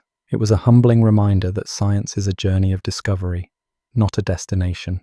What if I told you that one of the most important discoveries in physics has a name, but no one knows what it actually is? It's like calling something the thing that does the stuff, and then winning a Nobel Prize for discovering it. That's exactly what happened with dark energy, a name scientists gave to something so mysterious, so completely unknown, that the name itself is basically an admission of ignorance. And yet, this name without a face now represents 70% of the entire universe. Today we're diving into the strange story of how scientists named the biggest mystery in physics. We'll explore how the term dark energy was coined, why it stuck, and what this label really means for our understanding of the cosmos. This isn't just about words. It's about how science grapples with the unknown, how we give names to things we can't see, touch, or even begin to understand, and how sometimes the name itself becomes the first step toward discovery. By 1998, scientists had a huge problem on their hands. Two teams of astronomers had independently discovered that the universe's expansion was accelerating. This was shocking because it went against everything they thought they knew. Gravity should have been slowing down the expansion, not speeding it up. But the bigger problem was, what was causing this acceleration? They had no idea. They could see its effects, galaxies moving away from us faster and faster, but they couldn't detect the cause directly. It was like seeing footprints in the sand, but having no idea what made them. How do you name something when you don't know what it is? How do you put a label on a force that's invisible, undetectable, and completely outside our current understanding of physics? This wasn't just a scientific challenge, it was a linguistic one. The scientific community also faced a communication problem. How do you explain to the public that you've discovered something that makes up 70% of the universe, but you don't know what it is? How do you get funding to study something you can't even describe properly? And perhaps the biggest challenge was conceptual. How do you think about something that doesn't behave like anything else in nature? Something that doesn't clump together like matter? Something that doesn't get weaker as the universe expands? Something that pushes space apart instead of pulling it together? Let's go back to 1998. The discovery of the accelerating universe was still fresh, and scientists were scrambling to understand what it meant. At a conference at the University of California, Los Angeles, Michael Turner, a prominent cosmologist, stood up to give a talk. Turner had been thinking about what to call this mysterious force. He knew it needed a name that would capture its essence, or rather, its lack of essence. It was dark, in the sense that it didn't interact with light, and it was energy, in the sense that it contributed to the universe's energy budget. During his talk, Turner coined the term dark energy. It was simple, descriptive, and intriguing. It echoed the term dark matter, which had been coined decades earlier to describe invisible matter that affects galaxies through gravity. But there was a crucial difference. Dark matter, while mysterious, behaves in ways we understand. It has mass, it clumps together, it responds to gravity. Dark energy, on the other hand, was something entirely new. It didn't clump, it didn't get weaker as the universe expanded. In fact, it seemed to have a kind of negative pressure that pushed space apart. The name dark energy caught on quickly. It was catchy, easy to remember, and captured the mystery of what scientists had discovered. Soon, It was appearing in scientific papers, news articles, and documentaries. But why did this particular name stick when others might have been more descriptive? Part of it was timing. The discovery was so big, so unexpected, that it needed a name that could carry its weight. Dark energy had a certain gravitas, a sense of importance that matched the significance of the discovery. Another reason was that the name was open-ended. It didn't commit to any particular theory about what dark energy actually is. It was a placeholder, a label that said, "We don't know what this is, but we know it's there." This openness was crucial because scientists had many different ideas about what dark energy might be. Some thought it might be a property of space itself, something called vacuum energy. Others thought it might be a new kind of energy field that fills the universe. Still others thought it might be a sign that Einstein's theory of gravity needs to be modified. By giving it a neutral name like dark energy, scientists could discuss these different ideas without getting bogged down in debates about terminology. The name became a kind of shorthand for all the different theories and possibilities. But the name also had its critics. Some scientists felt that dark energy was too vague, too mysterious. They wanted a name that said more about what this thing actually does. Others felt that the name was too similar to dark matter, leading to confusion between the two concepts. There were also attempts to come up with alternative names. Some scientists suggested quintessence, a term borrowed from ancient philosophy to describe a fifth element beyond earth, air, fire, and water.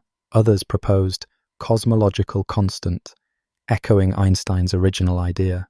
But none of these alternatives caught on. Dark energy had already entered the public consciousness, and it was too late to change it. The name had stuck.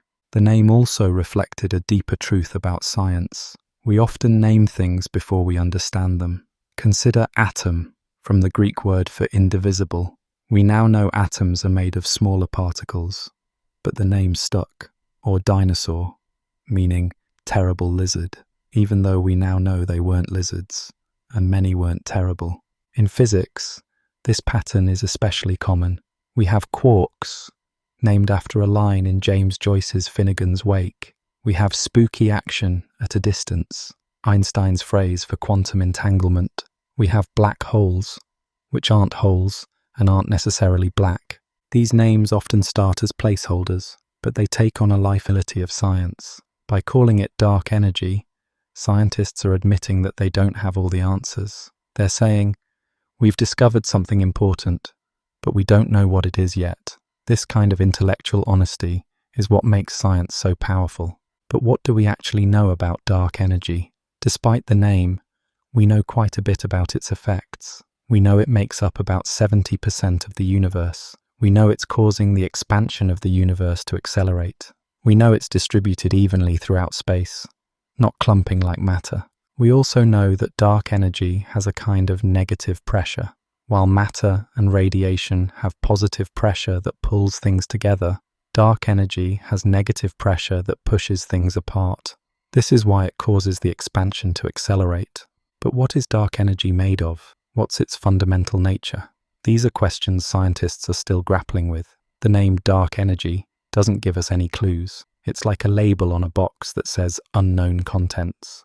One of the leading theories is that dark energy is vacuum energy, the energy of empty space itself. According to quantum field theory, empty space isn't really empty. It's filled with virtual particles popping in and out of existence. This vacuum energy could be what's pushing space apart. The problem with this theory is that when physicists try to calculate how much vacuum energy there should be, they get a number that's 120 orders of magnitude larger than what we observe. That's not just wrong, it's spectacularly wrong.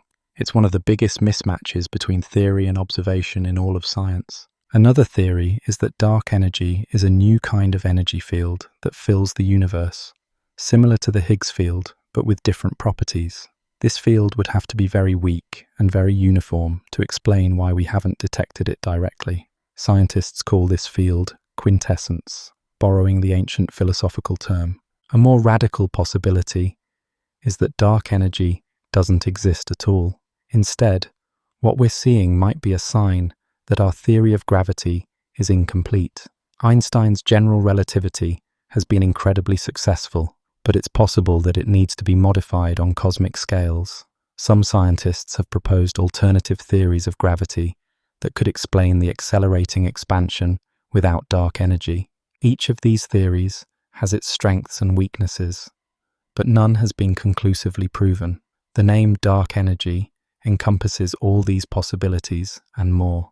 It's a reminder of how much we still have to learn about the universe. The real power of the name dark energy became clear in the years following its discovery. The name transformed a mysterious observation into a field of study.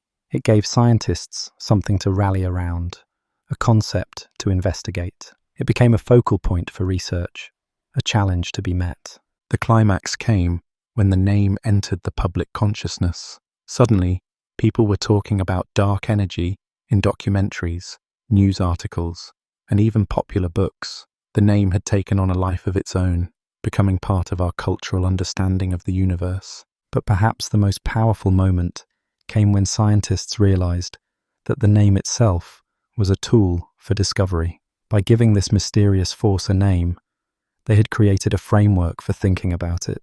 They had turned a puzzling observation into a scientific problem to be solved. In that moment, dark energy became more than just a name. It became a symbol of the unknown, a challenge to our understanding of the universe. It became a reminder that there are still mysteries out there, waiting to be discovered. So what did we learn from the name without a face? The term dark energy was coined in 1998 as a simple, descriptive label for the mysterious force causing the universe's expansion to accelerate. The name stuck because it was catchy, open-ended, and captured the mystery of what scientists had discovered.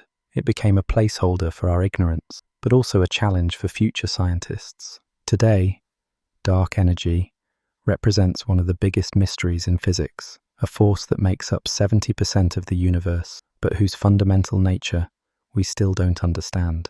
The name reminds us that science is a journey of discovery, and that sometimes the first step toward understanding something is simply giving it a name. What if I told you that everything you can see, touch, and experience, every star, planet, galaxy, and even you yourself, makes up less than 5% of the entire universe, and that the other 95% is made of stuff so mysterious we can't detect it directly, can't see it, and barely understand what it is? This isn't science fiction. It's the reality we've been living in, completely unaware that we're just a tiny fraction of what's out there. Today we're diving into one of the most humbling discoveries in human history, how scientists realized the universe is made of components they never knew existed. We'll explore how the discovery of dark energy completely rewrote the cosmic inventory, turning our understanding of what the universe is made of upside down. This isn't just about astronomy. It's about realizing that everything we thought we knew about reality was based on just a tiny slice of what's actually out there. By the late 1990s, scientists thought they had a pretty good handle on what the universe was made of. There was ordinary matter, the stuff we're made of, the stuff we can see. Then there was dark matter, the invisible stuff that doesn't emit light, but has gravity, which scientists had discovered decades earlier. And finally, there was radiation, light, and other forms of energy that fill space. The problem was that when scientists added it all up, it didn't quite add up to what they observed. The universe was behaving in ways that couldn't be explained by just matter and radiation. Galaxies were moving apart faster than they should. The universe was expanding at an accelerating rate. And when scientists tried to calculate the total mass energy of the universe, they kept coming up short. This created a huge puzzle. If the known forms of matter and energy couldn't explain what we see, what else could be out there? And more importantly, how could we detect something that's invisible, doesn't interact with light, and doesn't behave like anything we've ever encountered before? The challenge was immense. Scientists were trying to solve a cosmic puzzle with most of the pieces missing. It was like trying to understand a book when you can only see 5% of the words. How do you figure out the story when most of it is hidden? Ordinary matter, the atoms that make up stars, planets, and people, accounted for about 5% of the universe's total mass energy. This was the stuff we could see and study directly. It was the familiar universe of stars and galaxies. Then there was dark matter, Discovered in the 1970s by Vera Rubin and others, dark matter was the invisible stuff that doesn't emit light but has gravity. Scientists knew it existed because of its effects on galaxies. Stars at the edges of galaxies were moving too fast, as if there was extra mass pulling on them. Dark matter made up about 25% of the universe. The remaining 70% was thought to be, well, that's where things got fuzzy. Some scientists thought there might be more dark matter that hadn't been detected yet. Others thought there might be other forms of energy or matter we hadn't discovered.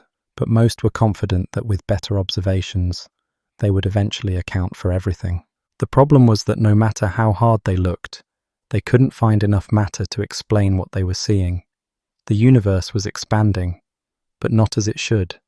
If matter was the only thing out there, gravity should have been slowing down the expansion, but observations showed the opposite. The expansion was speeding up. This created what scientists called the missing mass problem. The universe was behaving as if there was more mass energy than they could account for. But where was it? And what form did it take? The answer came in 1998, when two teams of scientists discovered that the universe's expansion was accelerating. This was shocking, because it meant there had to be some force pushing galaxies apart, working against gravity. The only explanation was that there must be some form of energy inherent to space itself, something that didn't dilute as the universe expanded.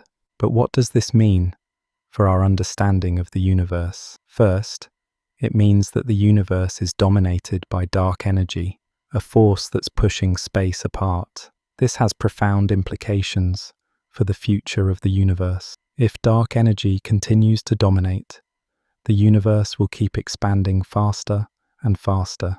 Galaxies will move farther and farther apart until they're so distant that we can no longer see them. Eventually, the universe will become cold, dark, and empty. Second, it means that our understanding of gravity is incomplete. Einstein's theory of general relativity has been incredibly successful, but it doesn't explain dark energy. Some scientists think we need to modify our theory of gravity to account for it. Third, it means that the universe has a finite age. We can run the clock backward and calculate when everything would have been together in a single point. That moment is the Big Bang, and it happened about 13.8 billion years ago. But perhaps most importantly, it means that there are limits to what we can know about the universe. Because of the accelerating expansion, there are regions of the universe that are so far away that light from those regions can never reach us. They're beyond what scientists call the cosmological horizon.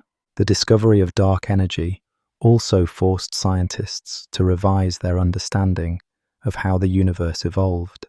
In the early universe, matter was densely packed, and gravity was the dominant force. But as the universe expanded, matter became more spread out, and dark energy became more important. About 5 billion years ago, dark energy became the dominant force, and the expansion began to accelerate. This transition from a matter-dominated universe to a dark energy-dominated universe had profound effects on the formation of structures like galaxies and galaxy clusters. In the early universe, gravity pulled matter together to form these structures. But as dark energy became more important, it started pushing matter apart, slowing down the formation of new structures. The discovery of dark energy also had implications for the shape of the universe. According to Einstein's theory of general relativity, the geometry of the universe depends on its total mass energy density. If the density is greater than a critical value, the universe is closed, like the surface of a sphere. If it's less, the universe is open, like the surface of a saddle. And if it's exactly equal to the critical value, the universe is flat, like a plane. Before the discovery of dark energy, scientists weren't sure which of these scenarios described our universe. But when they added dark energy to the equation, they found that the total mass energy density of the universe is very close to the critical value, meaning the universe is flat. This flatness has profound implications for the Big Bang theory. It suggests that the universe underwent a period of rapid expansion called inflation in its earliest moments. inflation would have stretched any curvature in the universe to near flatness, explaining why the universe appears flat today. Before the discovery of dark energy, most scientists favored either the Big Crunch or the Big Freeze, depending on how much matter they thought the universe contained. But the discovery of dark energy changed everything. It meant that the expansion was accelerating, which pointed toward either the Big Freeze or the Big Rip. Today, most scientists favor the Big Freeze scenario. They believe that dark energy will continue to dominate, causing the expansion to accelerate forever. Galaxies will move farther and farther apart until they're so distant that we can no longer see them. Eventually, the universe will become cold, dark, and empty. But there's still a lot we don't know about dark energy. Is it constant, or does it change over time? Does it vary from place to place? What is its fundamental nature? These are questions scientists are still trying to answer. The real climax came when scientists realized that the universe is dominated by dark energy, a component we didn't even know existed until recently. This wasn't just a small adjustment to our understanding of the universe. It was a complete rewrite of the cosmic inventory. Imagine you've been studying a book your whole life, thinking you understand it. Then one day, you discover that 95% of the pages were missing, and the story you thought you knew was completely different. That's what happened with dark energy. Scientists realized that everything they thought they knew about the universe was based on just 5% of what's actually out there. This moment of realization was both humbling and exciting. Humbling because it showed how much we still have to learn. Exciting because it opened up a whole new frontier of discovery. The universe had revealed itself to be much stranger and more mysterious than anyone had imagined. So what did we learn from the discovery of a new component of the cosmos? Scientists realized that the universe is made of three main components: ordinary matter, 5%, dark matter, 25%, and dark energy, 70%. This discovery completely rewrote our understanding of what the universe is made of and how it evolved. It showed that the universe is dominated by dark energy, a mysterious force that's causing the expansion to accelerate. This has profound implications for the future of the universe, likely leading to a big freeze where the universe becomes cold and empty. But perhaps most importantly, it revealed how much we still have to learn about the cosmos. We're just beginning to understand the 95% of the universe that was hidden from us for so long. If you're as amazed by this cosmic inventory as I am, subscribe to uncover how scientists are trying to detect and understand dark energy in our next chapter. What if I told you that Einstein's biggest mistake turned out to be one of the most important discoveries in physics, and that an idea he threw away in frustration would later become the leading explanation for the biggest mystery in the universe? This isn't just a story about physics, it's about how even the greatest minds can be wrong, and how being wrong can sometimes lead to the truth. Today, we're diving into the strange story of Einstein's cosmological constant, an idea he introduced, then abandoned, and that has now returned as the leading explanation for dark energy. We'll follow Einstein's journey from confidence to regret to posthumous vindication, and see how this mathematical constant has become the key to understanding 70% of our universe. This is a tale of genius, error, and the unpredictable path of scientific discovery. In 1915, Albert Einstein completed his general theory of relativity, a revolutionary description of gravity as the curvature of spacetime. It was a beautiful, elegant theory that explained everything from the orbit of Mercury to the bending of light by gravity. But there was a problem. Einstein's equations showed that the universe couldn't be static. It had to be either expanding or contracting. This contradicted the prevailing view at the time, which held that the universe was eternal and unchanging. Even Einstein, the great revolutionary, couldn't accept that the universe might be dynamic. So in 1917, Einstein did something that would later haunt him. He added an extra term to his equations, a number he called the cosmological constant. This term acted like a repulsive force that counteracted gravity, allowing the universe to remain static. It was a mathematical fix, but it had no physical basis. Einstein knew it was arbitrary, but it solved the problem of a static universe. The challenge was that this was pure mathematics, without physical meaning. Einstein was essentially saying, I don't know why the universe isn't collapsing, so I'll add this number to make it work. It was an admission of ignorance disguised as a solution. For over a decade, the cosmological constant lingered in Einstein's theory. Some scientists accepted it, while others questioned it. But in 1929, everything changed. Edwin Hubble discovered that the universe was expanding. Galaxies were moving away from us, and the farther away they were, the faster they were moving. This discovery changed everything. If the universe was expanding, there was no need for a cosmological constant to keep it static. Considered a historical footnote, an example of how even the greatest minds can be blinded by preconceptions. Most textbooks mentioned it only in passing, as Einstein's biggest blunder. But the story wasn't over. The cosmological constant would return in the most unexpected way, at the center of the biggest mystery in modern physics. Let's go back to the 1990s. Scientists were facing a puzzle. The universe was expanding, but not as it should. If matter was the only thing out there, gravity should have been slowing down the expansion. But observations showed the opposite. The expansion was speeding up. This was impossible according to Einstein's theory of general relativity, unless there was something else out there. Something that acted like a repulsive force, pushing galaxies apart. Something that didn't clump together like matter, but was spread evenly throughout space. Scientists needed an explanation, and they found one in an unlikely place. Einstein's discarded cosmological constant.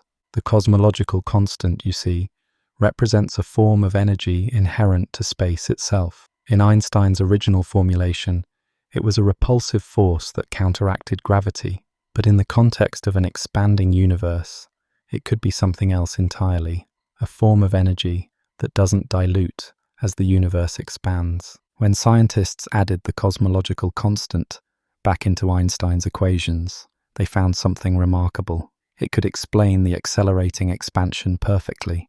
The cosmological constant became the leading explanation for dark energy. But what is the cosmological constant, really? In physics, it's represented by the Greek letter lambda, L. It's a constant that appears in Einstein's field equations of general relativity, representing the energy density of empty space. The cosmological constant has some strange properties. Unlike matter, which gets less dense as the universe expands, the energy density represented by the cosmological constant remains constant. This is why it becomes more important over time. As matter gets diluted, the cosmological constant stays the same, eventually dominating the universe's evolution. But what does this mean physically? What is this energy of empty space? According to quantum field theory, empty space isn't really empty. It's filled with virtual particles popping in and out of existence. These particles have energy, and this energy could be what the cosmological constant represents. There's just one problem. When physicists try to calculate how much energy there should be in empty space, they get a number that's 120 orders of magnitude larger than what we observe. That's not just wrong. It's spectacularly wrong. It's one of the biggest mismatches between theory and observation in all of science. This is called the cosmological constant problem. It's one of the biggest unsolved mysteries in physics. Why is the cosmological constant so small? Why isn't it huge, as quantum field theory predicts? Why is it just the right value to allow galaxies, stars, and life to exist? Some scientists think the answer might lie in the multiverse. If there are many universes, each with different values of the cosmological constant, then we would naturally find ourselves in a universe where the cosmological constant has the right value for us to exist. This is called the anthropic principle, the idea that the universe must have properties that allow observers to exist. Others think there might be some new physics we don't understand yet. Maybe quantum field theory is wrong on large scales. Maybe there's some mechanism that cancels out most of the vacuum energy, leaving just a tiny bit. Maybe we need a completely new theory of quantum gravity. But whatever the explanation, the cosmological constant has become the leading candidate for dark energy. When scientists measure the expansion of the universe, they find that a cosmological constant fits the data perfectly. It's the simplest explanation for the accelerating expansion. The cosmological constant also has implications for the ultimate fate of the universe. If it remains constant, as the name suggests, then the universe will keep expanding faster and faster. Galaxies will move farther and farther apart until they're so distant that we can no longer see them. Eventually, the universe will become cold, dark, and empty. But what if the cosmological constant isn't constant? What if it changes over time? Some scientists have proposed that the cosmological constant might be evolving, getting stronger or weaker as the universe expands. This would mean that dark energy isn't constant, but dynamic. These ideas go by names like quintessence or dark energy fields. They propose that dark energy is a new kind of energy field that fills the universe, similar to the Higgs field, but with different properties. Unlike the cosmological constant, which is truly constant, these fields can change over time and from place to place. The problem is that these ideas are more complicated than the cosmological constant, and they don't necessarily fit the data any better. The simplest explanation, a constant cosmological constant, still works best. But scientists are still testing these ideas. They're using telescopes to measure the expansion history of the universe with ever greater precision. They're looking for any sign that dark energy might be changing over time. So far, the data supports a constant cosmological constant, but future observations could change that. The real climax came in 1998, when two teams of scientists discovered that the universe's expansion was accelerating. This discovery was shocking, but it also provided a perfect opportunity for Einstein's abandoned idea to make a comeback. Imagine the scene. Scientists are analyzing data from distant supernovae, trying to measure how fast the universe is expanding. They expect to find that the expansion is slowing down, as it should if gravity is the dominant force. But the data shows the opposite. The expansion is speeding up. This was a moment of poetic justice in science. Einstein, who had missed the opportunity to predict the expansion of the universe because of his adherence to a static model, ended up providing the key to understanding the accelerating expansion. His blunder became the solution to one of the biggest mysteries in physics. So what did we learn from Einstein's cosmological constant? Introduced in 1917 to keep the universe static, it was abandoned after Hubble discovered that the universe is expanding. Einstein called it his biggest blunder, but in 1998, it returned as the leading explanation for dark energy, the mysterious force causing the universe's expansion to accelerate. The cosmological constant represents a form of energy inherent to space itself, and it fits the data perfectly. But we still don't understand why it has the value it does, or what it means physically. Einstein's blunder has become one of the most important numbers in physics, representing 70% of the universe and determining its ultimate fate. It's a reminder that in science, today's mistake can be tomorrow's breakthrough. If you're as fascinated by Einstein's cosmological constant as I am, subscribe to uncover how scientists are testing this idea and what it means for the future of our universe in our next chapter.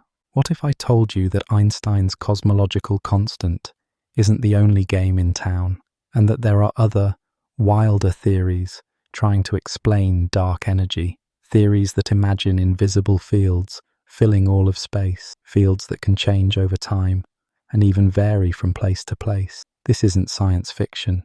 These are serious scientific contenders that could completely change how we see the universe's fate. And the craziest part? We might actually be able to tell which one is right within the next decade. Today, we're diving into the fascinating world of alternative dark energy theories. We'll explore quintessence and other ideas that challenge Einstein's cosmological constant, see how they differ, and understand why scientists are so excited about testing them. This isn't just about physics, it's about the future of our universe, and whether it will end with a bang, a whimper, or something in between. By the late 1990s, the cosmological constant had become the leading explanation for dark energy. It was simple, it fit the data, and it had Einstein's stamp of approval. But scientists weren't completely satisfied. The cosmological constant, while elegant, raised more questions than it answered. The biggest problem was the cosmological constant problem itself. When physicists tried to calculate what the cosmological constant should be based on quantum field theory, they got a number that was 120 orders of magnitude larger than what we observe. That's like predicting the height of an average person and getting a number larger than the size of the observable universe. Something was clearly wrong. Another problem was that the cosmological constant was, well, constant. It didn't change over time or vary from place to place. But what if dark energy isn't constant? What if it evolves as the universe expands? What if it's more like a field that can change its properties? These questions led scientists to explore alternative theories of dark energy. The challenge was to come up with theories that could explain the accelerating expansion, but didn't suffer from the same problems as the cosmological constant. But there was another challenge. How do you test these theories? The differences between the cosmological constant and alternative theories are subtle. They require incredibly precise measurements of the universe's expansion over billions of years. It's like trying to measure the growth rate of a tree by looking at it for just 1 second. Let's start with the most popular alternative to the cosmological constant, quintessence. The name comes from the ancient Greek concept of the fifth element, beyond earth, air, fire, and water. It's a fitting name for a theory that proposes a new, fundamental component of the universe. So what is quintessence? At its core, it's an energy field that fills all of space, similar to the Higgs field or the electromagnetic field. But unlike these familiar fields, quintessence has negative pressure, which means it causes the expansion of the universe to accelerate. The key difference between quintessence and the cosmological constant is that quintessence can change over time. The cosmological constant is truly constant. It has the same value now as it did 1 billion years ago, and will have the same value 1 billion years from now. Quintessence, on the other hand, can evolve. It can get stronger or weaker as the universe expands. This evolution has profound implications for the fate of the universe. If dark energy is constant, as the cosmological constant suggests, then the universe will keep expanding faster and faster, eventually becoming cold and empty.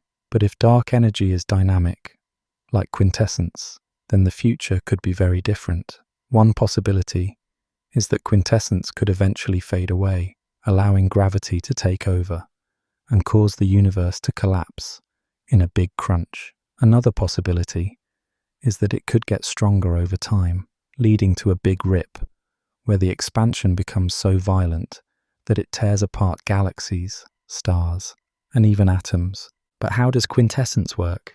In physics, it's described by a scalar field, a field that has a value at every point in space, but no direction. Think of it like temperature.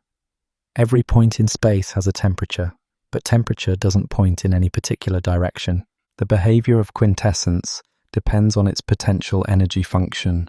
This is a mathematical function that describes how much energy the field has at different values. The shape of this potential determines how the field evolves over time. If the potential is flat, like a plateau, then the field behaves much like the cosmological constant. But if the potential has hills and valleys, then the field can roll down these slopes, changing its energy over time. One popular model of quintessence is called tracker quintessence. In this model, the field starts with a wide range of possible initial conditions, but evolves to track the energy density of radiation or matter. This means that regardless of how the universe started, the quintessence field ends up with roughly the same energy density today. This solves a problem called the coincidence problem, why dark energy and matter have similar energy densities today. The real excitement in this field is coming soon. Over the next decade, several new observatories will come online that are specifically designed to test dark energy theories.